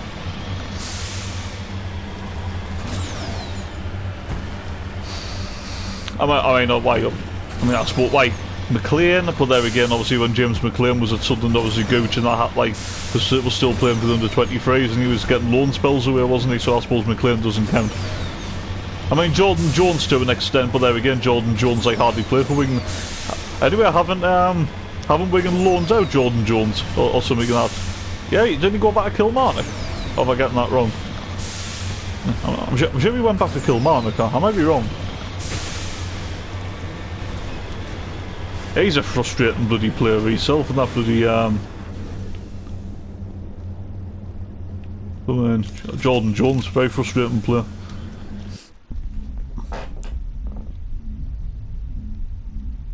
Jones, yeah, Jones.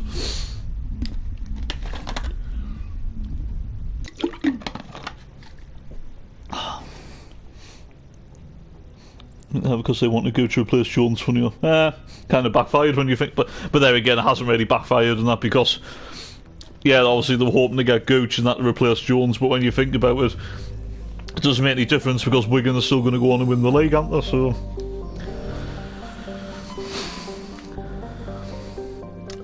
I mean, in a way, I suppose when you think about respect to, like full respect to Wigan, I mean, they're still strengthened in January pretty well, didn't they? You know, Josh McGuinness, like from Hull, Graham Shinney from Derby, which I think was a fantastic signing because Graham Shinney's a good footballer. Even though, to be honest, he's hardly played, and that just tells you the strength and depth that Wigan's got.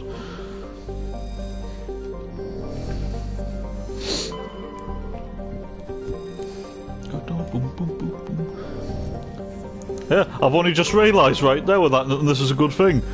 We've been going for a little bit now, right, and the stream hasn't like cut out once, so it's because I've actually got the right phone like internet connection at the minute, thank God. So that's a blessing in disguise. Because the last few times I've been streaming, it's been cutting out, which was bloody annoying.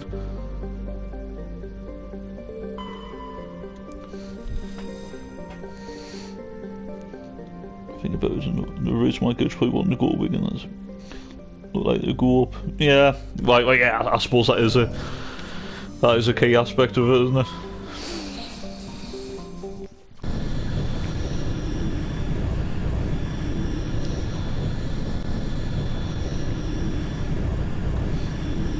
And again, it's like one of those things and stuff where I will admit, right?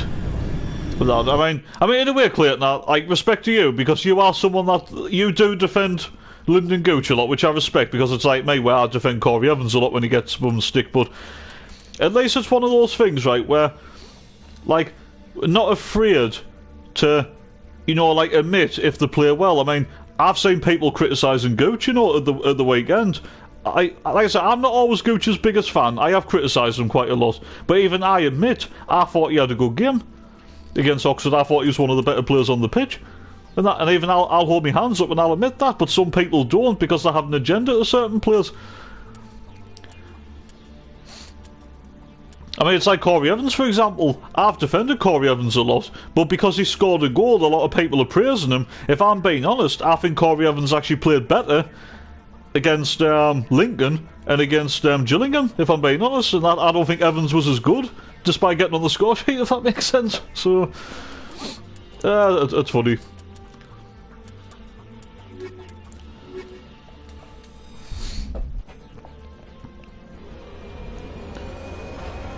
I'm going to cover the rest of the Southern contract. Right.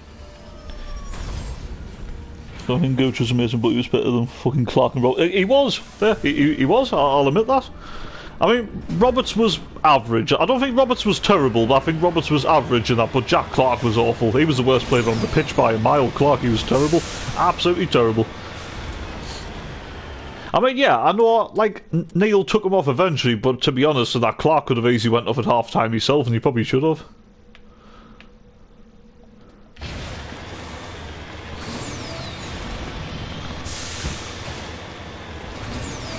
Yeah, like I said, the only thing that let Gooch down on Saturday was his crossing. If his crossing was better, I could have given Gooch a 7 out of 10, but I only give him a 6 because he got into good areas, but sometimes he couldn't beat the first man with his cross. But I thought defensively he was fine, and I thought he was very energetic, and I actually thought I don't think he was being as greedy as what he can be, to be honest, in that. So, and like I said, the fact that Gooch and Winchester's right hand side was more solid than Serkin and Clark's side just tells you everything, doesn't it?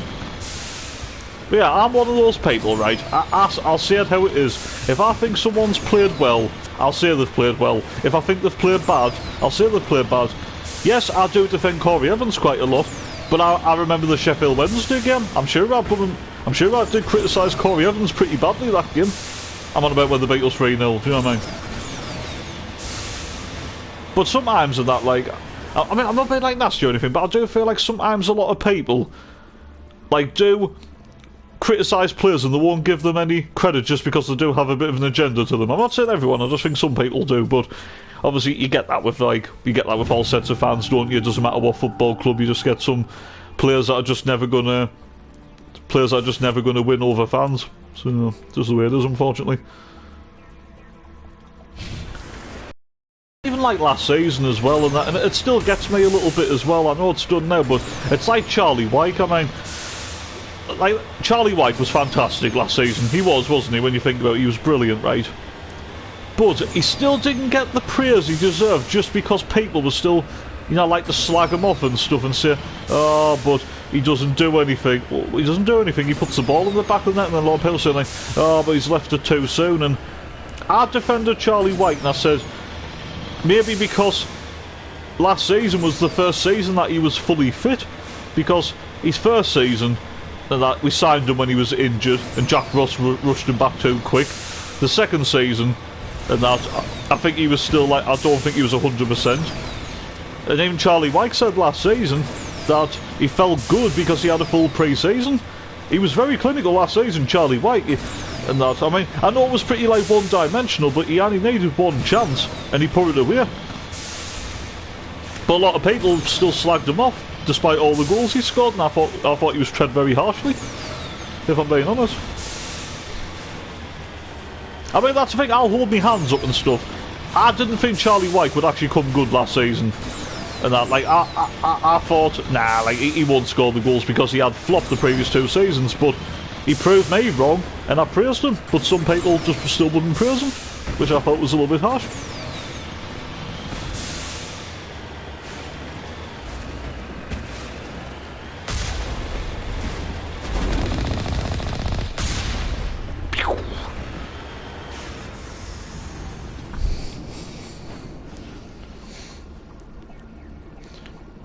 Underneath this, but someone said go to someone favourite Southern player, and someone sent emoji with a thumbs down. Well, that's the thing and stuff. Like, everyone should just like respect like everyone's, you know, like opinion on a certain player. If someone likes a player, like, yeah, you might not agree with it, you might not rate the player and that, but don't try to bring someone else down for liking that player. You know what I mean? When we talk about the likes of Gooch, Evans and White, if they the same people who would ask for picture things. Oh yeah, I know what you mean. Yeah, like some people can be a little bit two-faced in that, where they'll slag them off, but then they'll change their mind, and that, yeah, if they're getting like a selfie with them or something, and that, yeah, that is true. He's spot on. My armor's here somewhere.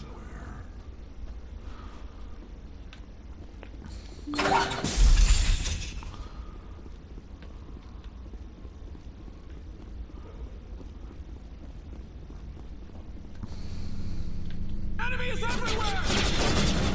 Get down!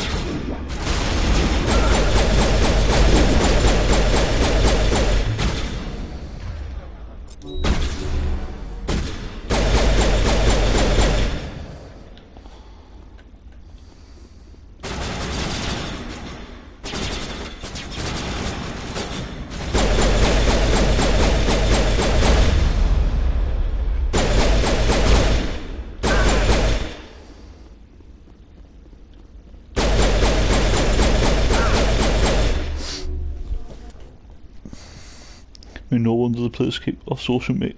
Well, it's probably for the best, isn't it? I mean, you know what, right? I've said this loads of times, right? I've got no problem in people criticising players. We've all done it, and I've done it quite a lot. But what I don't like is when someone keeps getting targeted constantly. When personally I don't think they're doing anything wrong. It's like, if the player bad, criticise them. If they play well, or if they're okay, in that, you know, like, praise them. I just feel like sometimes some people just go and like criticise a certain individual, and that just for the sake of it, because they have an agenda. And because they'll jump on the bandwagon and that, like what everyone else is saying as well.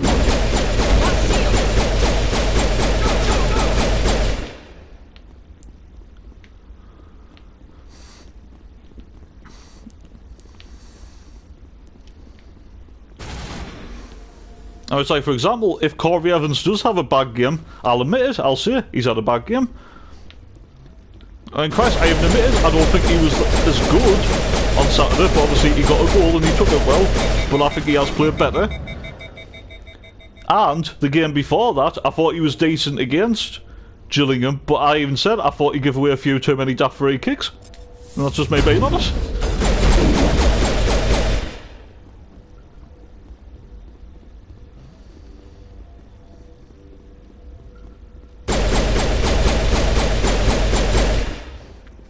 I mean, I suppose as well, like, another factor is because, like, we are all sick of League One now, and rightly so. I mean, as soon as we get out of this division, the better.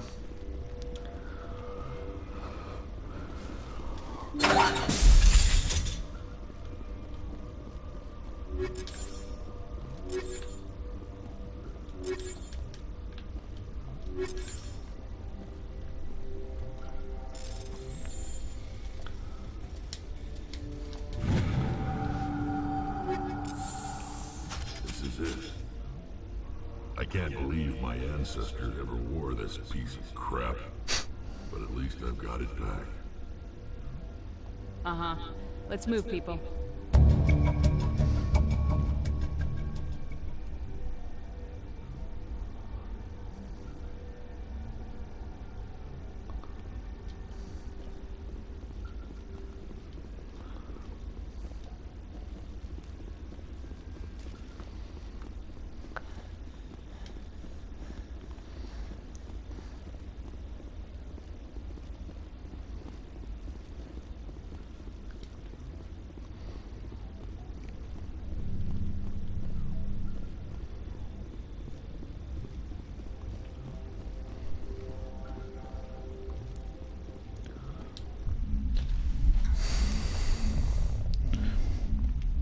So I've said in games I wouldn't play Gooch, but I haven't said that once under Neil because I think Gooch has done well for him and some people just don't really, just don't see it. Yeah, that's true.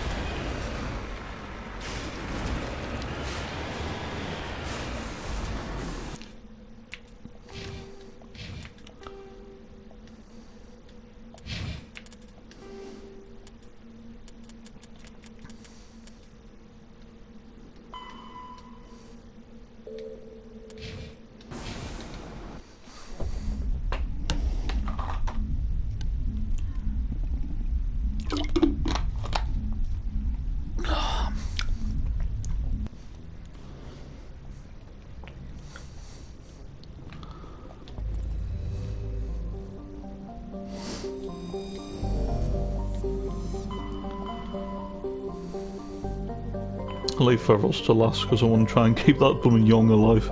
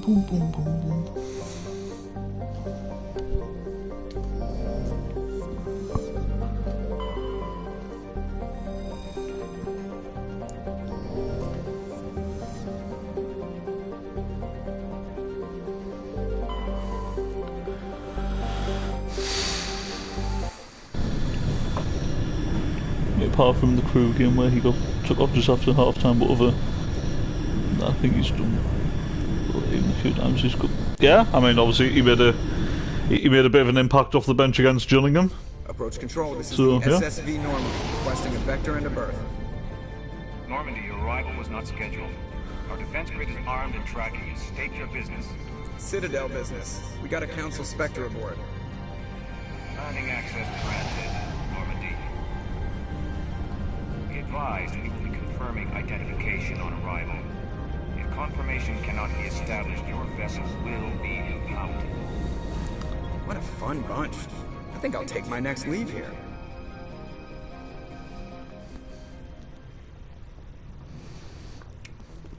I think I'll take my next leave here.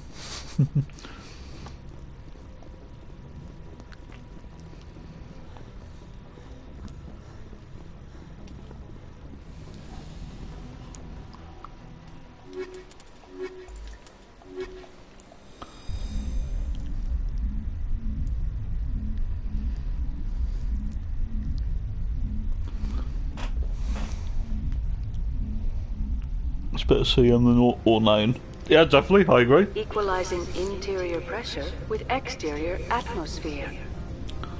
Logged. The commanding officer is ashore. Exo Presley has the deck. Like I said before, 09's better as a number 10 or a right back than that. He's no good in central midfield. I mean, it's not like, I mean, I wouldn't say he's awful in central midfield. I just don't think. I think he can offer more in other areas of the pitch. That's all. Like 09's job's not to sit like and protect the defence and that. Like he can chip in with goals, or he can be like a little bit of pace, a bit of energy, and that at like right back or right wing back. That's far enough. I'm on important business. This is an unscheduled arrival. I need your credentials. You first. We're the law here. Show some respect. I'm Captain Maiko Matsuo, Ilanis Risk Control Services. All you need to know is I have more credentials than you. They plan to be trouble, man. I can't let you enter the port area without confirmation of your identity. Sergeant Sterling, secure their weapons. Back away, nice and slow. Nobody takes my weapon. Charge and lock! We're authorized to use lethal force. You have to the count of 3 to surrender your weapons. 1, 2, 3. Captain Matsuo, stand down!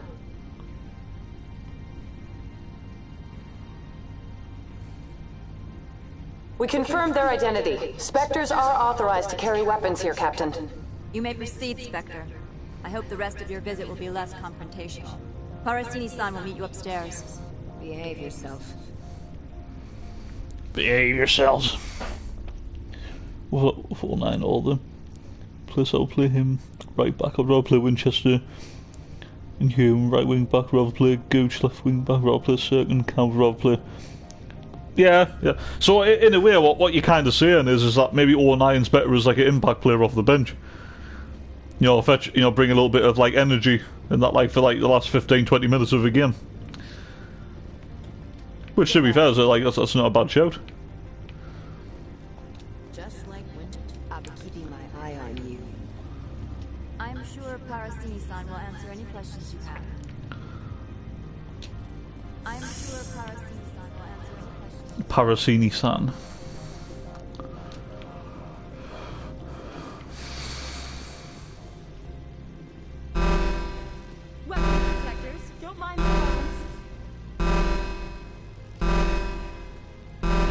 I am Gianna Parasini, assistant to Administrator Ananias. We apologize for the incident in the docking bay.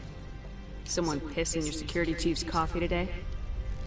She takes her job seriously. She is a valuable asset to the company. One of my duties is orientation of new arrivals. Do you have any questions? Pretty heavy security for such a small port. The Executive Board does everything in its power to protect the privacy of our client corporations. Is this privacy intended to hide illegal research? This planet is beyond the jurisdiction of the Citadel. The law is what the Executive Board says it is. Do you know how valuable this planet is? How many advances in genetics and artificial intelligence got their start here? Has anyone unusual passed through here recently? Unusual? And a sorry matriarch passed through a few days ago. Lady Benezia. Benezia? She is here? She's a threat to galactic peace. I'm here to bring her in or put her down. The board doesn't like having outside problems dumped in its lap, Commander. Benezia left for the Peak 15 research complex days ago. To the best of my knowledge, she's still there. Good. Give us directions and we'll be on our way. You'll need to ask Administrator Analeas for clearance to leave this port. Where can I find the Administrator? His office is on the main level, left at the top of the elevator. Understood. Can we go in now? Of course. If you need any help, you can ask me at the Administrator's office. She is here. I can't believe it. I imagine you want to talk to me, Shepard. About my mother. We talked about her before. Things change when you're up against something. If it's her or me, who would you shoot? I meant what I said before. Her actions are wrong. If you would feel safer leaving me on the Normandy, I will stay. But I would like to see her. Maybe I can persuade her to come peacefully. I don't think that's likely, but you can try. Thank you, Shepard. That means a great deal to me. Thank you, Shepard. That's nothing against Fortnite because I love him. I just don't see where he gets this team because there's centre mid. I would rather play Evans, Matetia, Neil, and even Winchester. Yeah, I agree with that.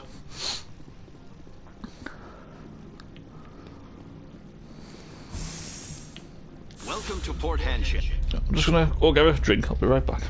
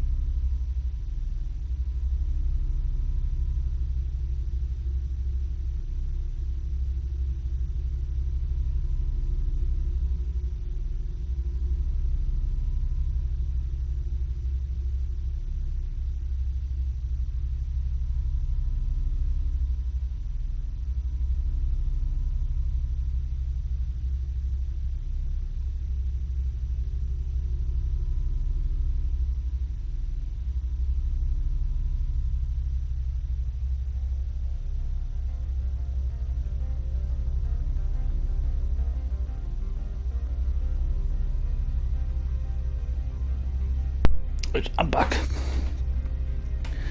If you had to pick one, who would you say is my favourite Sunderland player?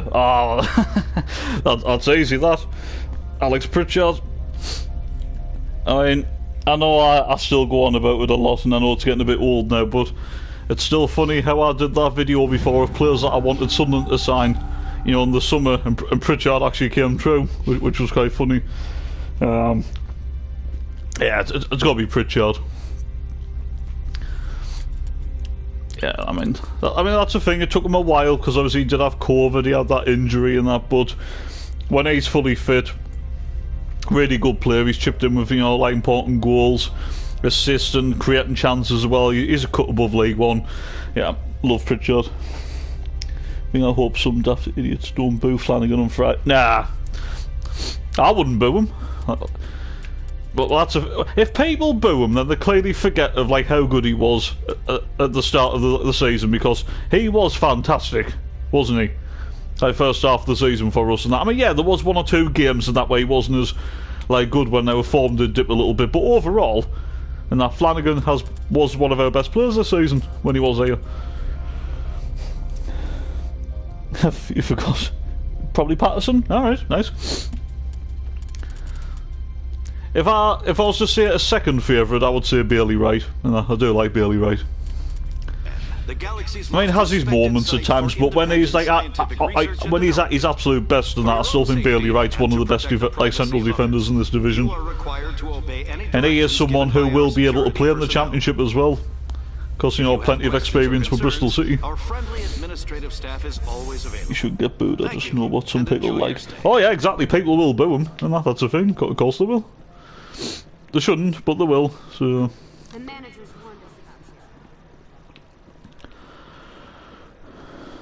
you. This one offers greetings. You are the Spectre that visits Port Hanchan. News travels fast here. Indeed, esteemed Spectre. Your arrival was not greeted with any joy by the companies here. This one has a burden that you could ease. If an arrangement could be made, it would compensate you.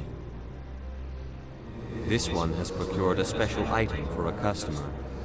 The item is not permitted within the station, but you could bring it through customs. You want me to use my status to smuggle for you? That is not inaccurate. I want to know where this package is going. This one's customer prefers to remain anonymous. Your customer would prefer to have his package. Tell me who it's for, or I walk. Your words are not unreasonable. The customer is the Krogan called Inamorda. That one is a bounty hunter of some repute, Inamorda, and quick to anger. You understand this one's urgency. That other grows restless from the delay. I won't carry anything if I don't know what it is. This one must be discreet. Rest assured, the contents pose no threat to anyone within this port.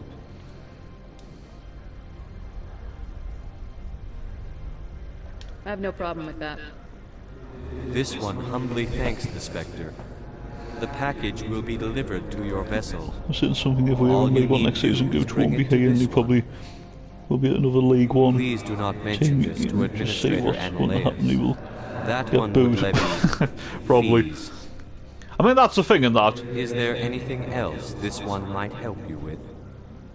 The thing is, right, is regardless of whether I liked the player, right, whether I liked the player or not, well, I don't boo. You know what I mean?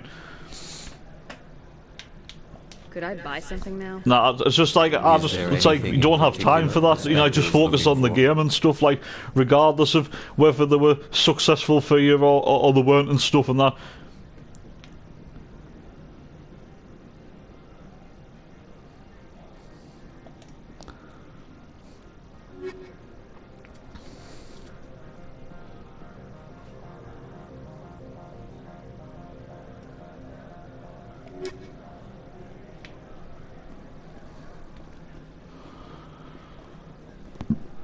Oh, scared me.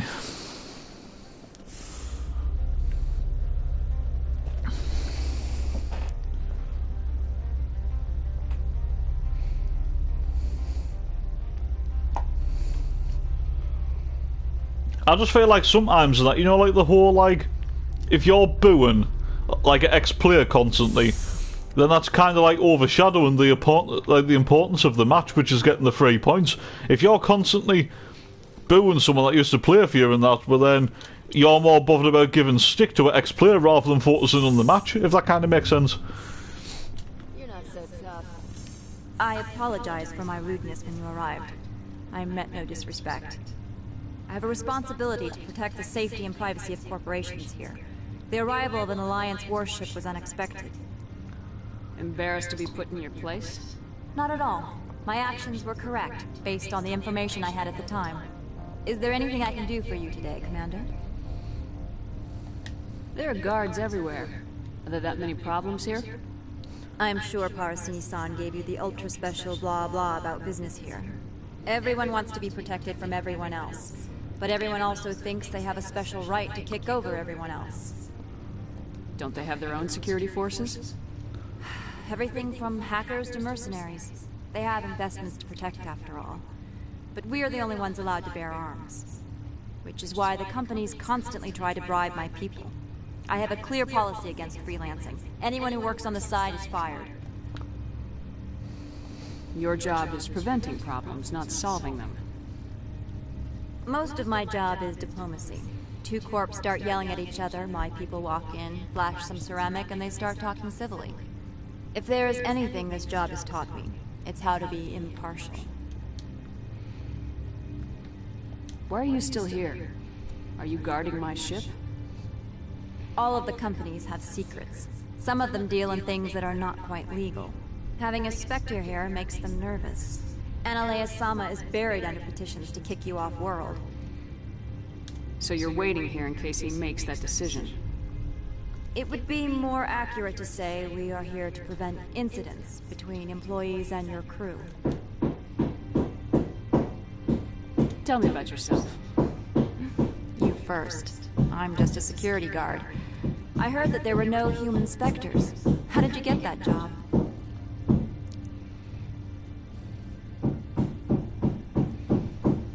They're throwing humanity a bone to shut us up about the So sorry about if you're hearing the banging and that's just some like work like going on like in this sitting room. One of us a Spectre and tell us to fix it ourselves? I bet the Terra Firma party is having a field day with this.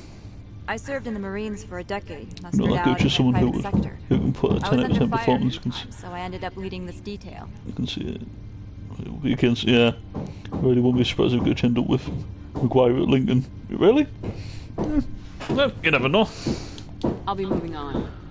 Very good, Commander. Please stay out of trouble.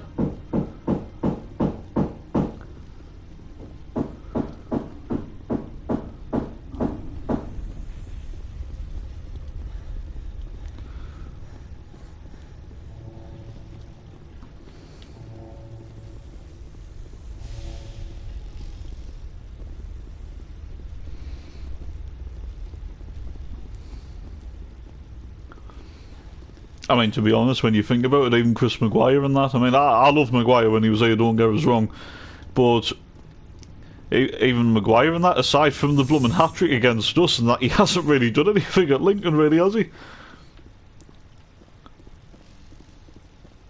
I mean, yeah, like, I still stand by, he wasn't, I don't think he was treated, like, very nicely by Lee Johnson last season, but at the same time, Maguire was very poor last season for Sunderland, which he was. I still think Maguire's best season for us, like, in my opinion, was the second season. And that, you know, like obviously when Parky came in after Ross was sacked, because him and Gooch ended up getting 10 goals between them. Well, sorry, 10 goals each. Sorry, that's what I meant to say. They were joint top scores of 10 goals each. So. Greetings, Spectre. Have you brought the package?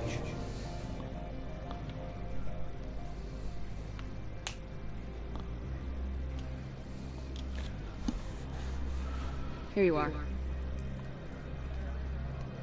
The Spectre has done a great service for this one. From the deepness of light, it thanks you. This one promised compensation for services rendered.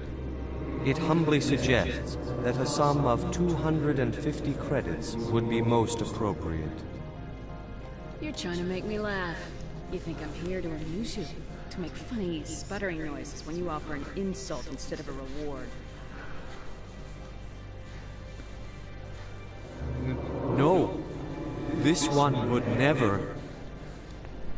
This one could raise the sum to 500 credits. That is half this one's profit taken by the other. It can offer no more. If that's the best you can do, fine. This one is glad to have come to an agreement.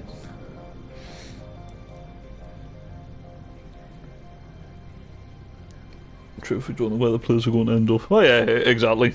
Partners really got the best out of them too. Of course, they had moments, but nothing. Oh yeah, exactly. You're right. Yeah, you could say that. Yeah. I mean, to be fair, I did think Gooch started like the first season, League One. I thought he had a good first half of the season. Like I thought he started well, but then he kind of like. Then his form kind of dipped and then he became inconsistent. But yeah, you could see that Parkinson actually and got Maguire and Gooch performing more consistently. And that's so, yeah, that's true. I'm on duty, Spectre. I'm on duty, Spectre.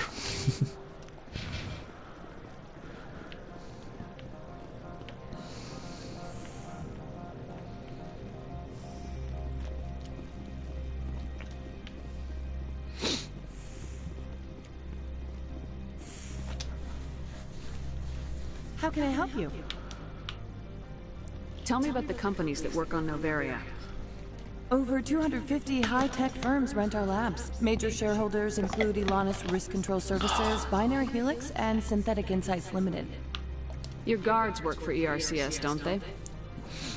The executive board gets a discount on facility security. Elanus also develops lethal and non-lethal weapons. Binary Helix. They work in genetics? BH is a leader in genetics and biotechnology. They try to keep a low profile in the media. Much of their research is in biotic modifications. That angers many Luddite, organic baseline, and fundamentalist groups. Fundamentalist groups. Haven't I seen Synthetic Insights in the news lately? They're one of only 4 corporations licensed by the Citadel Council to develop artificial intelligence. They attract many protests. No agitators have ever breached our security. That's why they invest heavily here. How large are the facilities here? We have 17 research complexes built into the mountains. Each is a self-sufficient facility housing a staff of hundreds. I'd like to speak to Ananias. One moment, please. Mr. Ananias? Yes, what? Commander Shepard is asking to see yes, you, what? sir. Right, fine, come in. Right, fine, come in.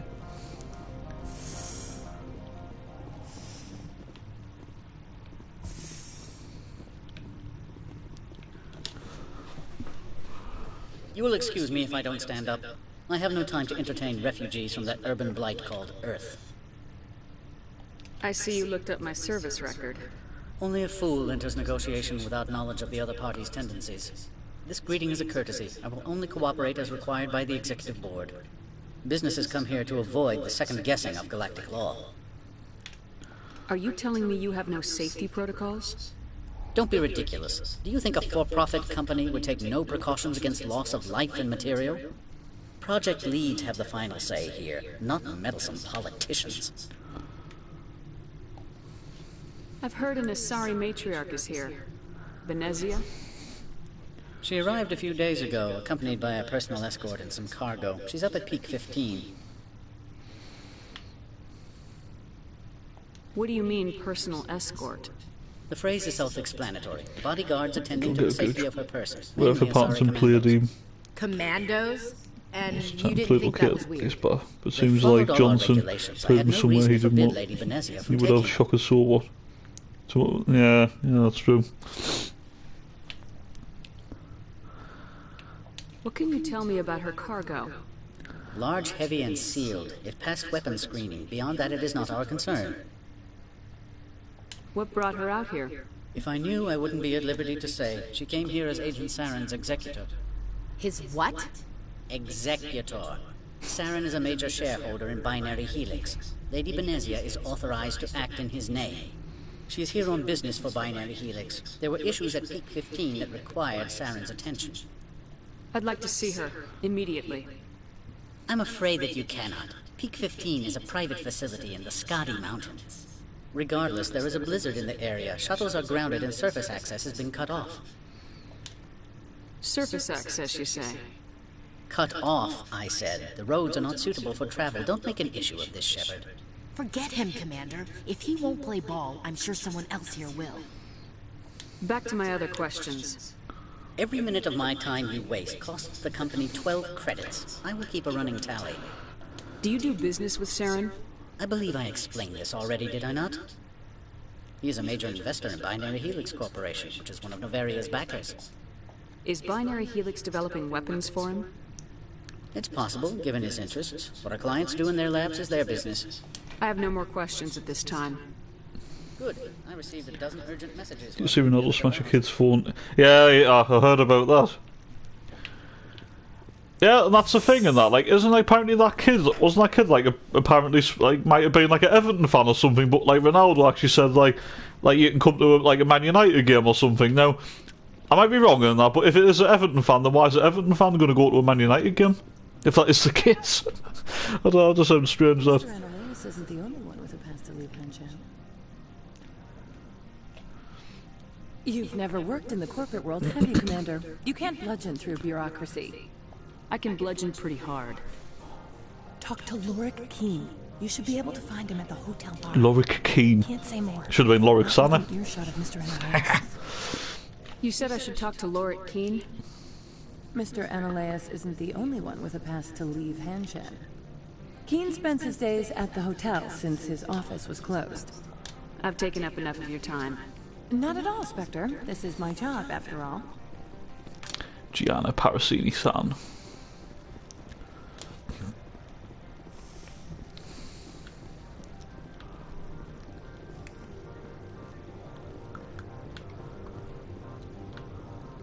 I'm on duty, Spectre. Sergeant Sterling catches me with you, she'll The managers warned us about you, Spectre. Spectre.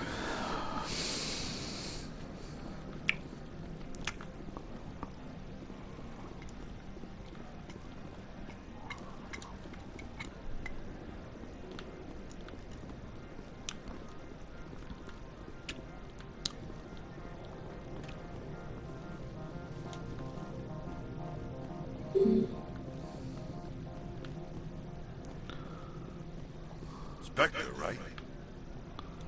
Who's asking? Don't worry. I'm not out to put a slug in your head. I used to be a military tech. Except for my eco's people, everyone's too corporate here. They just sit around sipping expensive water. What can I do for you today? What do you do here? I'm the chief mechanic for Hancham. Just call me Lee. Humans have a problem saying my full name. Got a team of 12 under me, keeping the shuttles coming and going. You seem like you have an ear to the ground. What's happening around here? There's a problems up His on mum Peak said 15. no nothing because he's an Everton fan, but because, for example, she said if someone did that in the street, you would get arrested for that. So what the difference? Yeah. Well, yeah, exactly. But obviously, because it's Ronaldo, obviously gets away with it, and the fact that the whole apologising and then offering the kid like a chance, to go watch a Man United game at home. So, what do you do here? Got a team of 12 under me, keeping the shuttles. What was that about synthetic insights? Scuttlebutt says. you know what? Right, never mind. Like the whole offering the kid a chance to go watch Man United. Instead of that, should have like reimbursed like the kid and the mother and that. With money to buy a new phone, or he should have actually gone and bought the new phone himself. Something like that. I think that would have been more sufficient. But yeah, like you said, any other person that would have been like punished more severely. But because it's Ronaldo, gets away with it. What sort of problems are there at Peak 15? Don't know. There's a blizzard up there, but we've had those before. Never cut the satellite uplinks before. 15's always had a lousy reputation. Nobody talks about what they do there. And everyone sent up comes back a little quieter. How can I get into the garage? You need a pass. You can get one from Analeas or the managers, if you can polish enough gizzard. Maybe you could let me borrow yours? Sure. If I wanted to lose my job and get sued into the next spiral arm. Security tracks card use. I have to go. You need anything, I'll be. Access to the garage is restricted. I'm on Citadel business. I need to leave this station. If you want to enter the garage, you need authorization from Mr. Analeas. No exceptions. I'm sorry.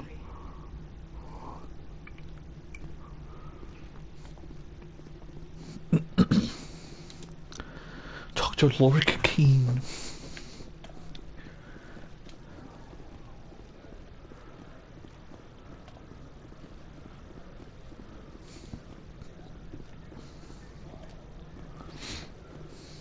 Don't make us regret letting you keep those guns.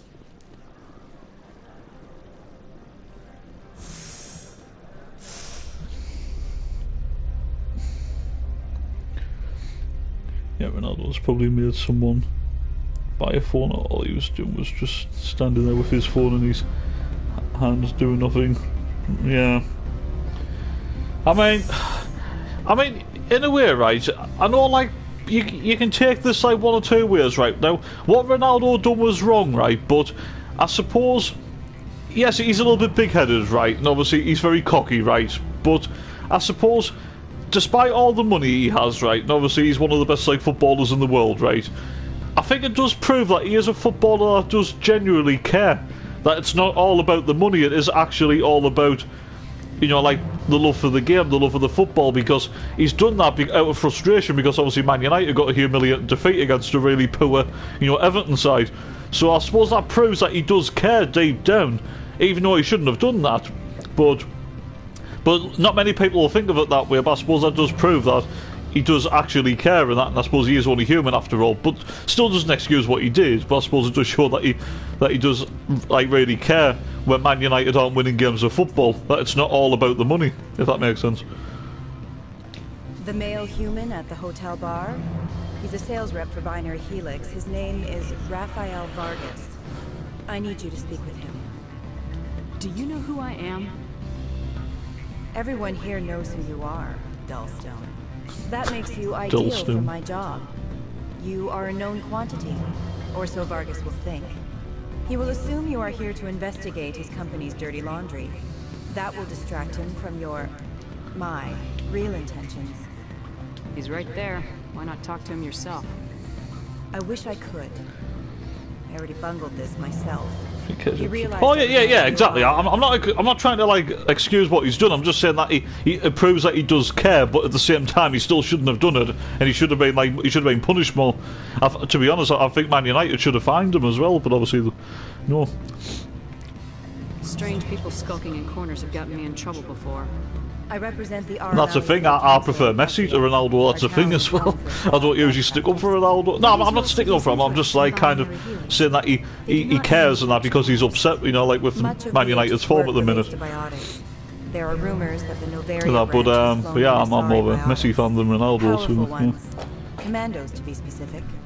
We want to assess any potential risk to Asari copyrights. Money who doesn't really get what's going on at the club. I think Bale is the biggest. Or the Alliance. Yeah. Discuss their military enhancement programs. Your real objective will be to distract him.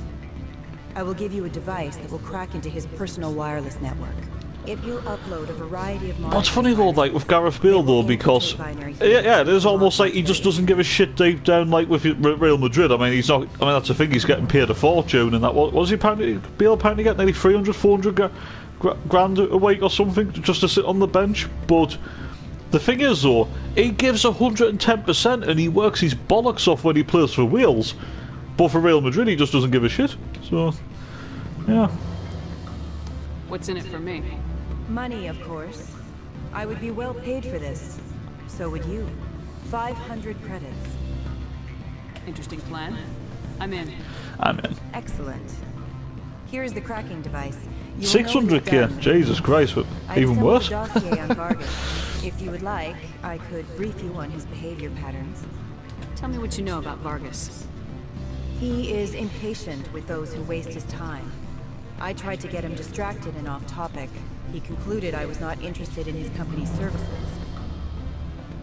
I noticed he has a tell. When a topic makes him nervous or uncomfortable, he has a tendency to rub the back of his neck. If you see that, press him on the subject. It may distract him enough to keep him talking. I'll go see him now. I hope to hear from you soon.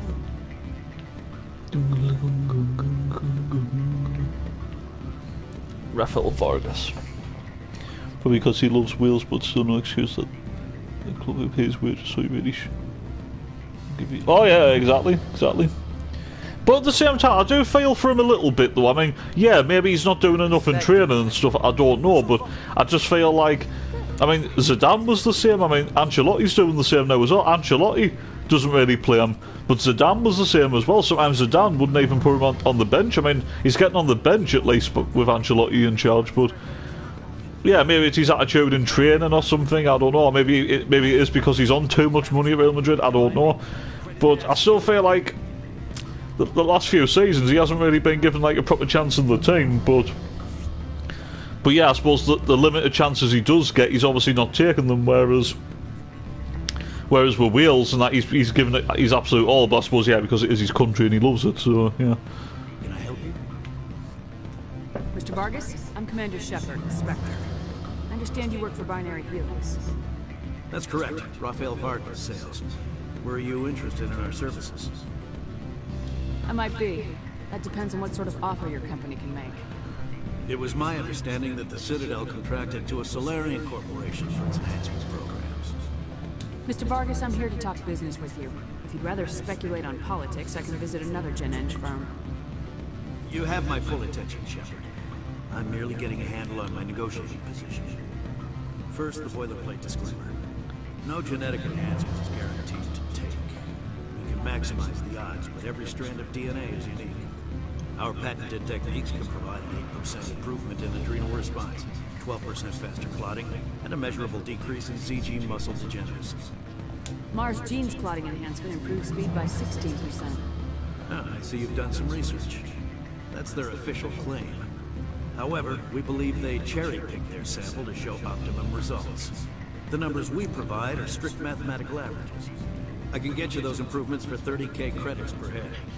For a bulk order, I can work in a sensory enhancement package, guaranteed 20/15 vision and hearing from 12 to 22,000 hertz. That's the commercial price for individual purchasers. I'm offering you millions of jobs, Mr. Vargas. That's worth more than some stock sensory upgrades.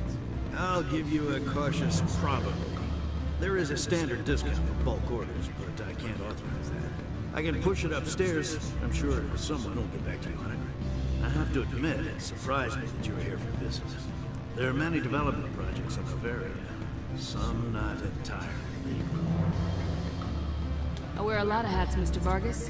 Some days I shut down criminals, some days I defuse nukes, some days I like to enjoy private vices. You understand me? I suppose. My apologies.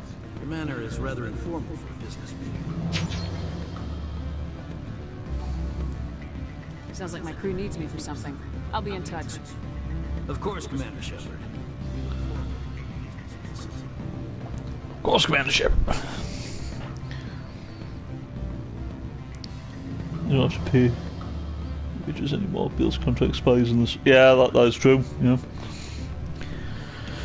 He'll probably get a move back to the Premier League and that. Like, obviously not like back at Spurs or anything, because obviously that loan move didn't really work out. And that, I don't know, maybe someone like Aston Villa or something, maybe something like what Coutinho's like loan move there, maybe, I don't know.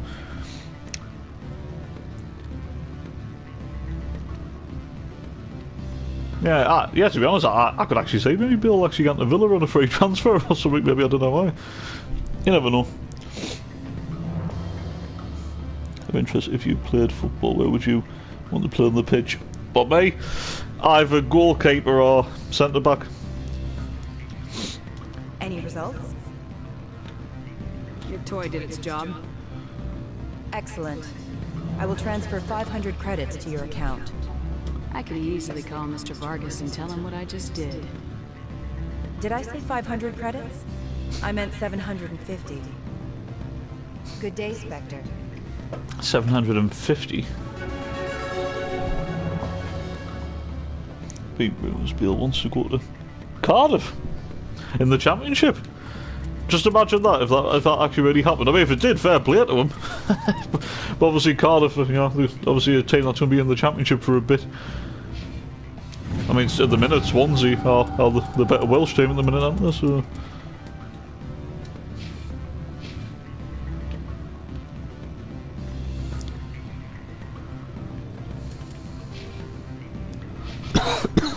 Yeah, mate. They say there hasn't been an accident.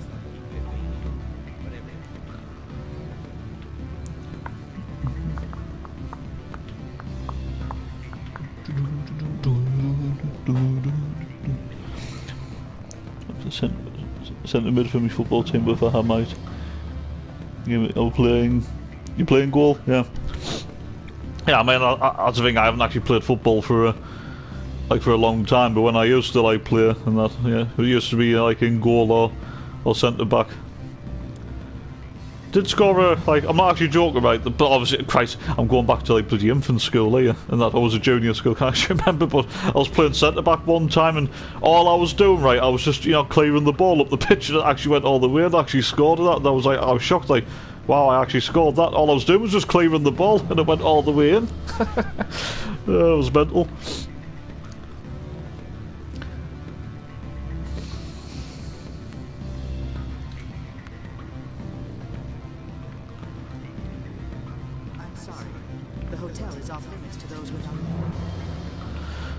Corporate account. Don't hang up. Elder brother? Elder brother? It's me. I'm on the barrier now. I can't talk long. This call is costing 10 credits a minute. It's real time, Metro. Do you think it would be cheap? I need some information. There's an issue here with synthetic insights. Oh, yeah, that's a good shout as well. I forgot about that. Yeah, might go back to Southampton. Just think Southampton have had a fantastic academy over the years, haven't they? Like the players that they've brought through. And the only ones that have actually stayed loyal to them that have actually come through the academy is James Ward-Prowse and Jack Stevens. And that you could say like everybody else, and that has eventually moved on to bigger, better things like Lallana. Well, obviously he left. I mean, obviously Brighton now, Luke Shaw, Man United. So yeah. Callum Chambers, why Aston Villa now, even though he went to Arsenal. Would take forever. Like Walcott and that's Beale, yeah, so they've had a good academy, Southampton. Beat it. I said beat it. Go find something else to do, stupid mammal. If you don't stop poking me, I'll throw you off that balcony.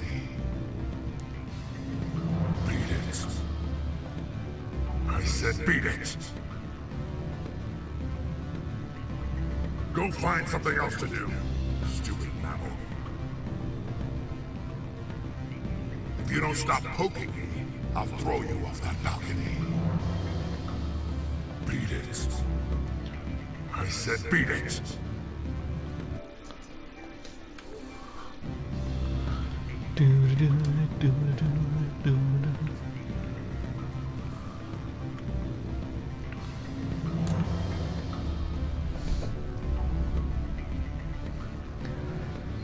No disrespect, when you're at school, most people don't have a clue how to play.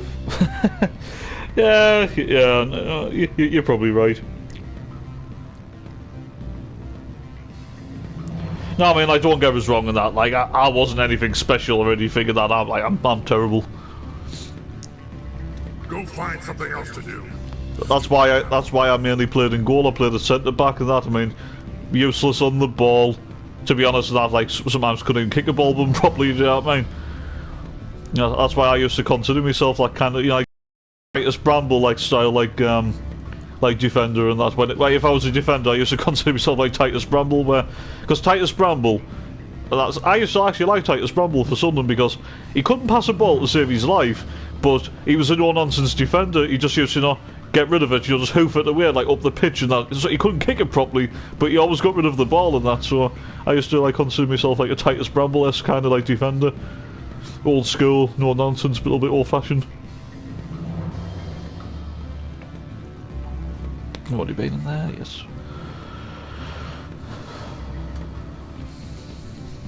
Afternoon. Sit down, have a drink. What can I do for you? Did you see an Asari matriarch recently? Yes, she caused quite a stir. It's not every day a matriarch arrives with a guard detail of commandos. Armed commandos were allowed on Noveria? I don't know if they were disarmed. Of course, one can't confiscate biotic powers. Saren, and by extension, Venezia, is an important person. By that I mean an investor who might sell stock, if denied. Is it so unusual to see a matriarch? They rarely venture beyond Asari space. To see such an esteemed figure is surprising. Lady Venezia was also dressed for her role. An Asari in a pinstriped suit set tongues wagging among the younger male employees, so to speak. Young males have an unhealthy obsession with my species. Do you know why Venezia is here? She claimed to be Saren's assistant, here to get a certain project back on track. I suspect she went to Peak 15. I have a different question. Humans are full of questions. I should write a book about it while I have the time to spare. Apparently World Post is a Portsmouth fan as well. Alright, really? I'll tell you who else is actually a Portsmouth fan as well. Mason Mount. Even though he came through the Chelsea Academy, that Mason Mount's actually a Portsmouth fan, so he'll enjoy scoring at the weekend against Southampton, being a Portsmouth fan. That was a goal once and I scored from a goal kick. Nice one. Of course, because I play for a football team, I like to think I'm decent. Oh, like, if you, that's the thing, you played for like the actual like team and stuff. I didn't play for a team or anything. Like, obviously this was just like playing like mates and stuff and that. So obviously, yeah, like, obviously you'll be good. Not me. I need to get up to Peak 15. Indeed. That might be difficult. A terrible storm has been unleashed up there. The administrator won't give us garage access. Not surprising. Of course, all the managers have access as well. I do, for that matter. Are you Lorik Keen? I heard you might be able to help me. You are the Spectre that just arrived, are you not? What can an old Turian like me possibly help you with? I'm Commander Shepard of the Systems Alliance Navy. It's too late for cover-ups, Commander. Your picture has been sent to every employee. They've been warned that speaking to you is grounds for termination. Lorik Keen. For the moment, I am the manager of the Synthetic Insights Office. Taking a 3-martini lunch? You mean my loitering here? If only it were mere indolence. Mr. Analeus closed my office. He claims to be investigating reports of my corruption. The administrator is an interesting man. He's become quite wealthy since he took direct control of rents. I failed to see how this gets me into the garage. Put bluntly, the administrator demands rent kickbacks from the companies on Noveria. I acquired evidence of Analeus' actions. His hired goons are ransacking my office to find it. I suspect your goal lies outside this port. Mr. Analeus would be disinclined to let you wander. If you recover the evidence from my office, I will give you my garage pass, as well as a sum of credits. Why didn't Analeus cancel your pass clearance? Why should he? There's nothing outside but snow and hungry Nafak. How did you get a pass? I'm a manager. Most executives I on think I said I'm sent me by multiplayer right back now to be honest. Yeah? It's just so you're basically like Carl Winchester? That sounds like a yeah, like central midfielder like by trade and that, but you're playing right back. I mean, I know Winchester's played right centre back as well, but since like most of the time Winchester has played out of position as well, or even a bit like 09 to an extent as well.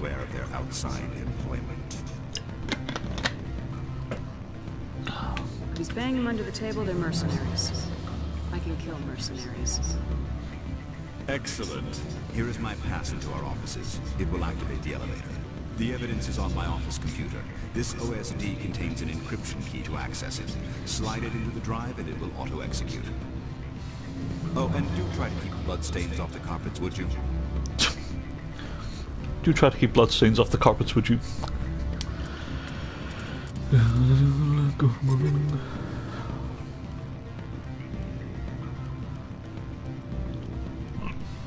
Anyway.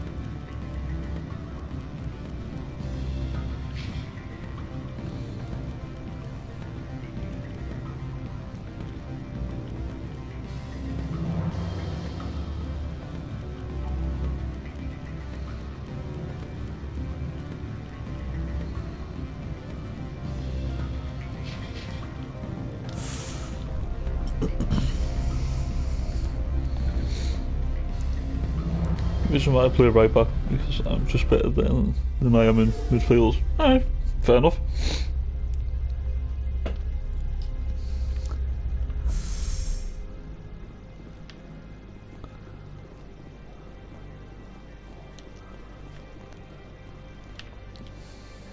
We've got a secret weapon. Well, it's just like one of those things, isn't it, where sometimes like people don't realise like where the best position is. I mean, look at Edison for Man City. Like when he was like in his youth days, he started off as a left back. You know what I mean? And now he's a goalkeeper. But the reason why he's so good on the ball for like with his passing is because of his experience in his youth days of playing left back. So yeah, a lot of footballers change positions.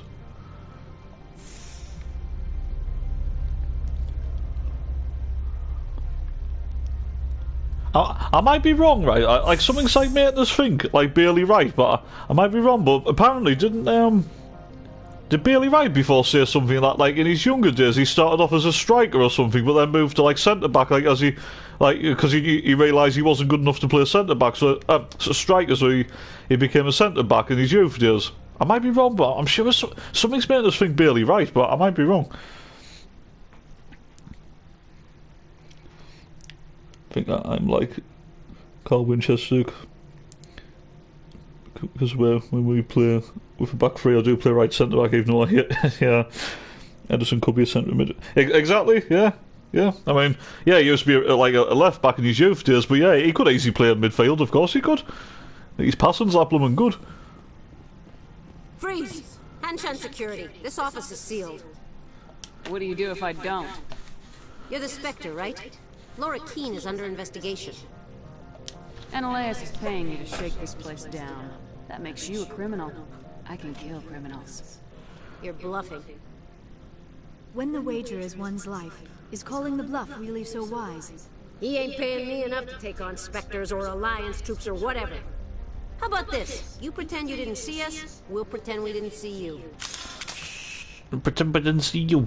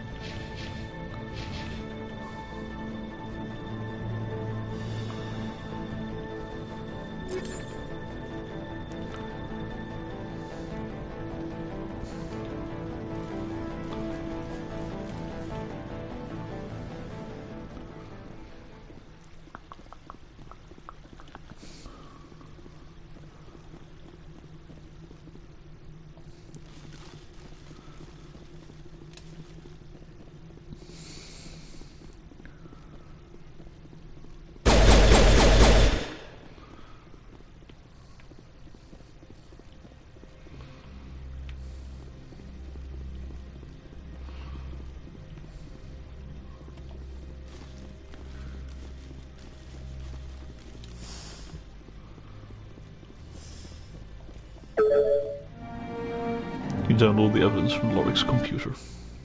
The computer.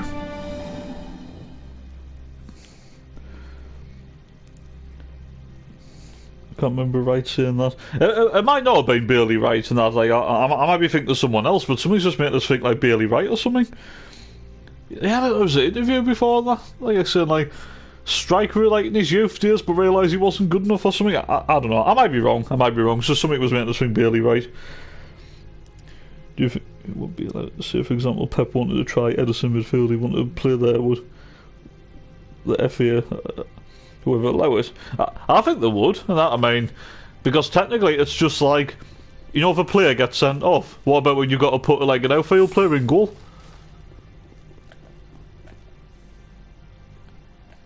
You know what I mean? You know, like, just say like you've had someone sent off and you've made all your substitutions, and you got to put an outfield player in goal and stuff. I mean, you have to because you got no choice. So, just say if City had an injury crisis one time, and they had to put Edison like in Rodri's position, you know, like in defensive midfield, and they had to put Zach Steffen in goal or something. Why not? I don't think there'll be any rules against it. It's not illegal. I don't think you're supposed to be in here, Shepard. Do you plan on making me leave? Leave? You think I'm gonna let you walk out? Ananias would throw you off world for what you did here. I won't. You know what we did to cop killers on my world? What a load of crap. You're here off duty, breaking the law for bribe money. If you want to fight, I'll give you one. You talk the talk. Let's see if you can walk after I break your legs.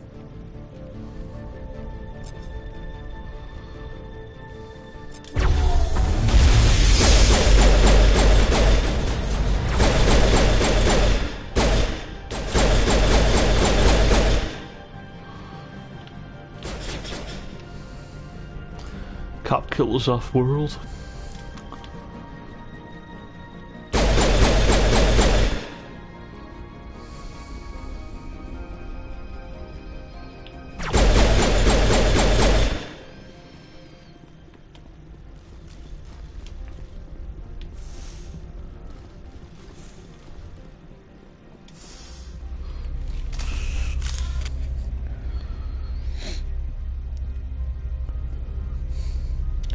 True, I don't see a problem with it, but you know the yeah, I suppose like daft rules that they do have sometimes. Was Jamali still go at the end of the season? I think he'll go. I mean, that's the thing. I would like to keep him, and that like I would, and that I think he's talented. I think he's definitely got something. I mean, he's still young, was he? He's only what, 22, 23? He's got potential still, but I don't know. It just seems like after he got subbed off early in the Fleetwood game, wasn't it? It was the Fleetwood game, wasn't it? Just seems like Neil just doesn't really fancy him anymore. So yeah, or maybe he's had a setback or something and that, or maybe we're just being careful with him because he was out for a long period. So I don't know. I would personally keep him, but I wouldn't be surprised if he did go. What can I do for you today?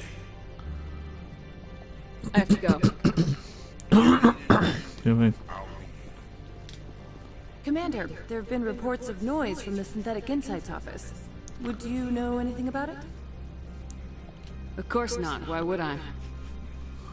Don't play me, Shepard. Meet me at the hotel for a drink before you talk to Keen. I'll be waiting. Don't play coy, Shepard. Oh, jam. Do do do do do do do. You better toe the line to the administrator.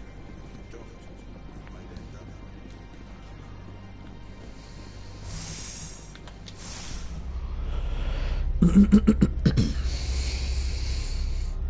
up. One never stable he isn't playing. I mean, since the Fleetwood game, he's only been on the bench once. Yeah, exactly. I mean, I don't think it's a case of that. Surely it can't be a case that like Neil doesn't rate them, because if Neil doesn't rate him, he wouldn't have played him 2 games in a row, and he even praised him for his performance against Wigan. Do you know what I mean? And that was his first league start for Sunderland. So I don't think it's a case that Neil doesn't rate him. I think it's just maybe just being careful with him or something. But I suppose there is a chance that they probably won't offer him a new deal, unfortunately. So Allow me to reintroduce myself. Parsini, Novaria Internal Affairs. I don't have time for pleasantries. Act natural. You want to blow my cover? We're two friends who haven't seen each other since college. Remember that time so-and-so did that thing? The executive board knows about Ananias' corruption. I've been undercover for 6 months. I want you to convince Keene to testify before the board. With his evidence, this planet can run profitably again. I thought corruption was the rule on Novaria. The rule is, don't rock the boat. Self-interest is tolerated if it doesn't interfere with business. Ananias is driving customers away. You work for Ananias. Can't you just take his records?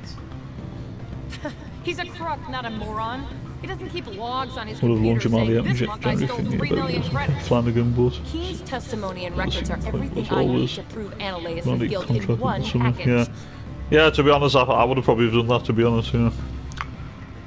Why don't you ask Keene directly? I'm Ananias' secretary. You'd think he'd believe me? That he'd meet me in some dark alley with his evidence?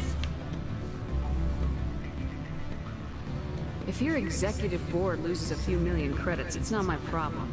I have my own mission.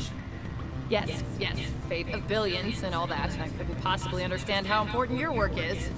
You help my investigation, I'll provide whatever you need. Favor for a favor. In the long run, it is better to remove the source of the problem. Look, Shepard, I don't like this either. You Spectres play fast and loose with the law. That's bad for business.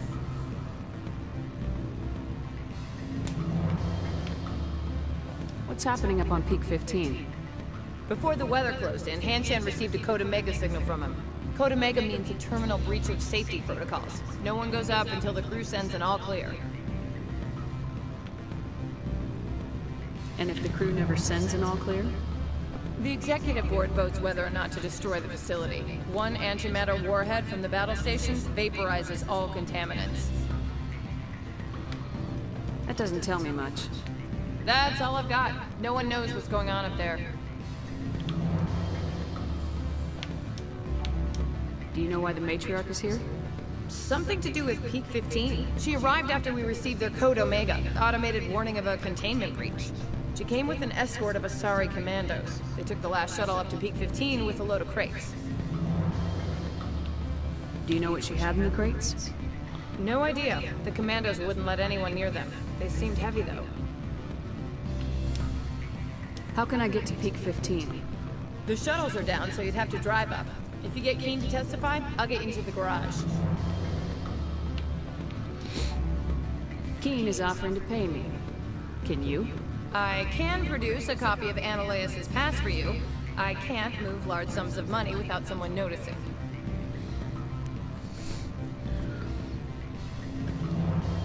I'll consider it and get back to you.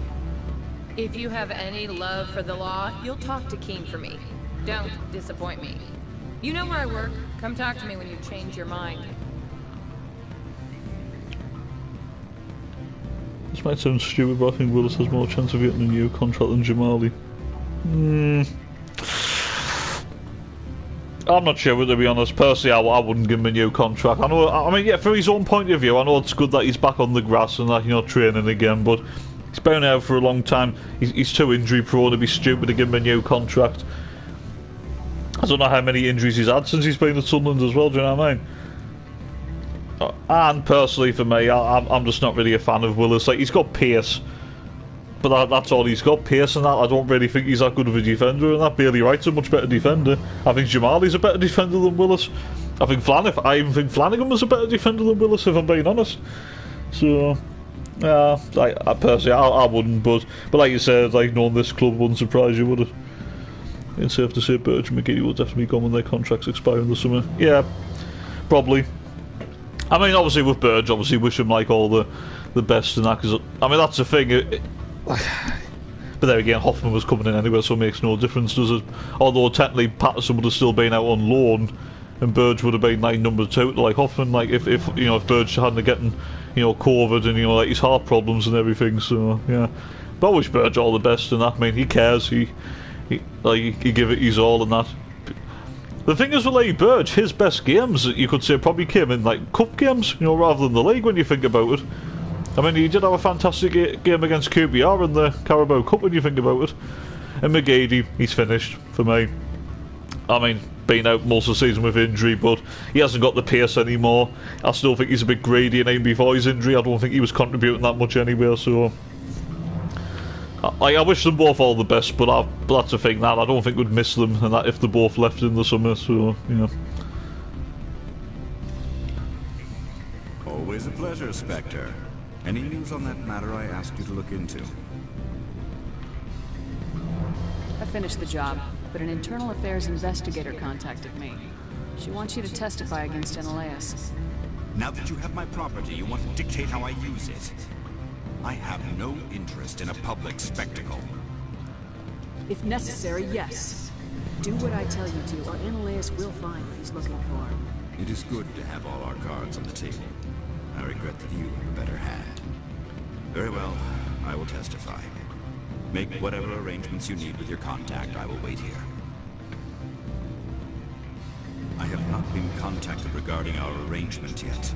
Are things in hand? Not yet. I need to speak to my contact. Do hurry. Analeas has many spies.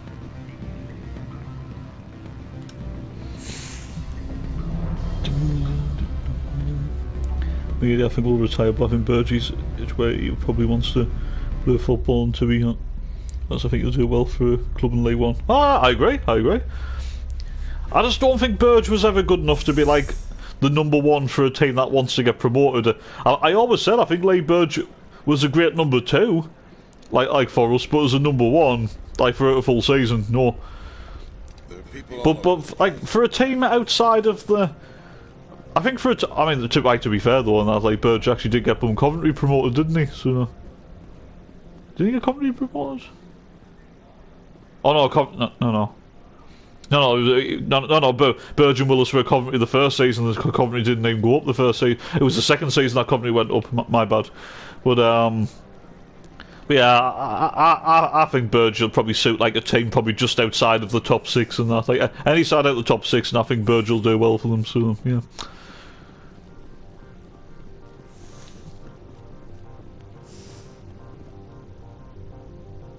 Spectre, have you given any more consideration to my offer? It took some persuasion, but Keane has agreed to testify. That's a world of stress off my back. I'll take the evidence for safe transport. I didn't think you'd help me, being a Spectre and all. I guess some of you can be alright. So, how about getting me into the garage? While you were working on Keane, I got you a garage pass. Be careful up there. I have an arrest to make. Wish I had time to change into something easy to move in. I hate skirts.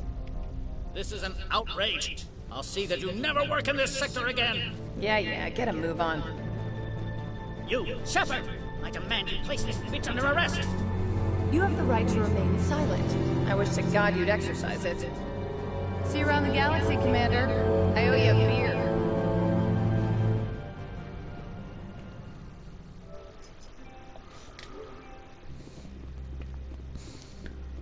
This bitch under arrest. I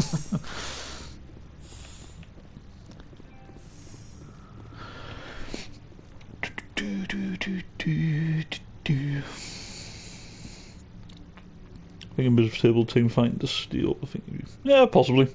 Burton, Fleetwood, Cheltenham, Cambridge. Yeah, true.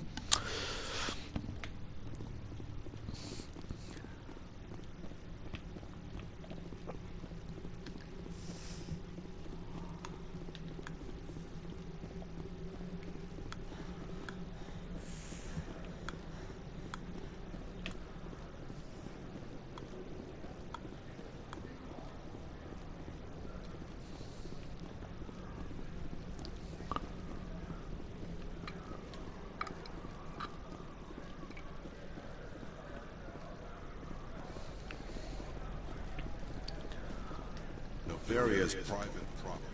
Remember, you're here at the board's supplements.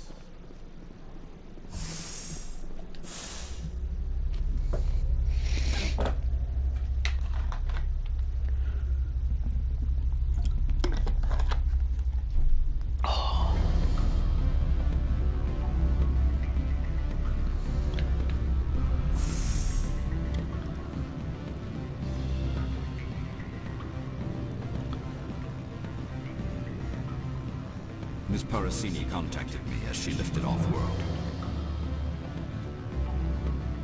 The board will be taking me into protective custody. I expect I will be testifying in the next few days. Miss Parasini contacted me as she lifted off-world.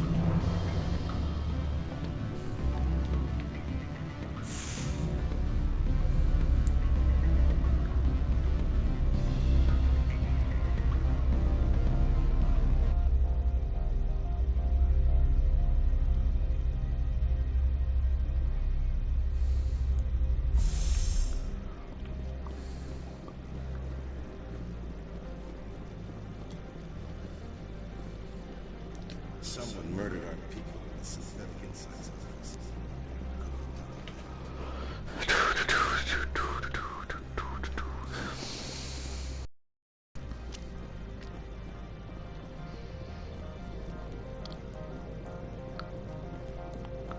I heard the administrator's been arrested.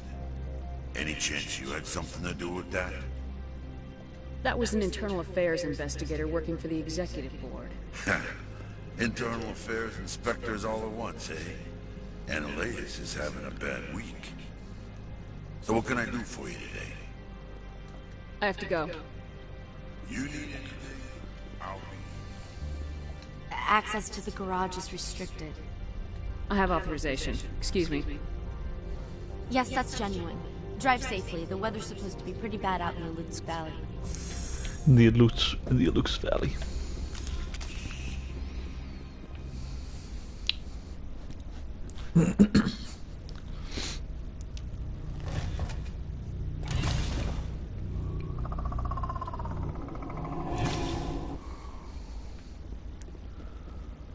Guess you know what Venezia had in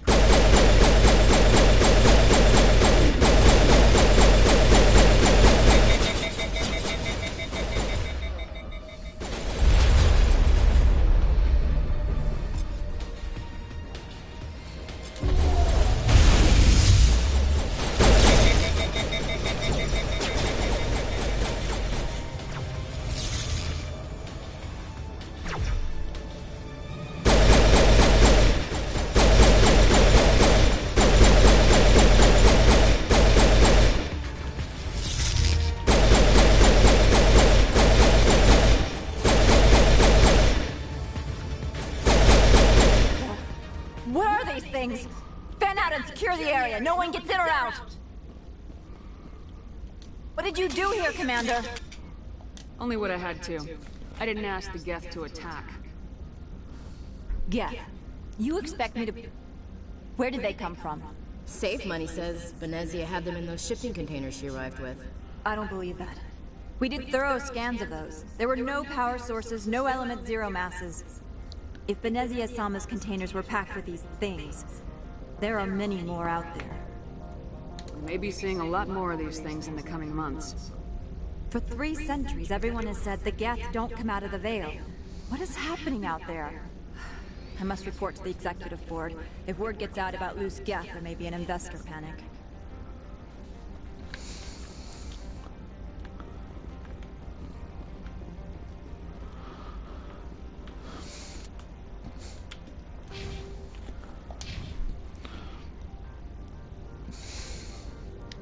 Wait a minute, gotta go on there for something to eat. I'll talk to you soon. Nice. Yeah. Nice chatting to you, mate. Yeah. You enjoy your food or like whatever you're having, and I'll catch you next time, mate. Have a good one.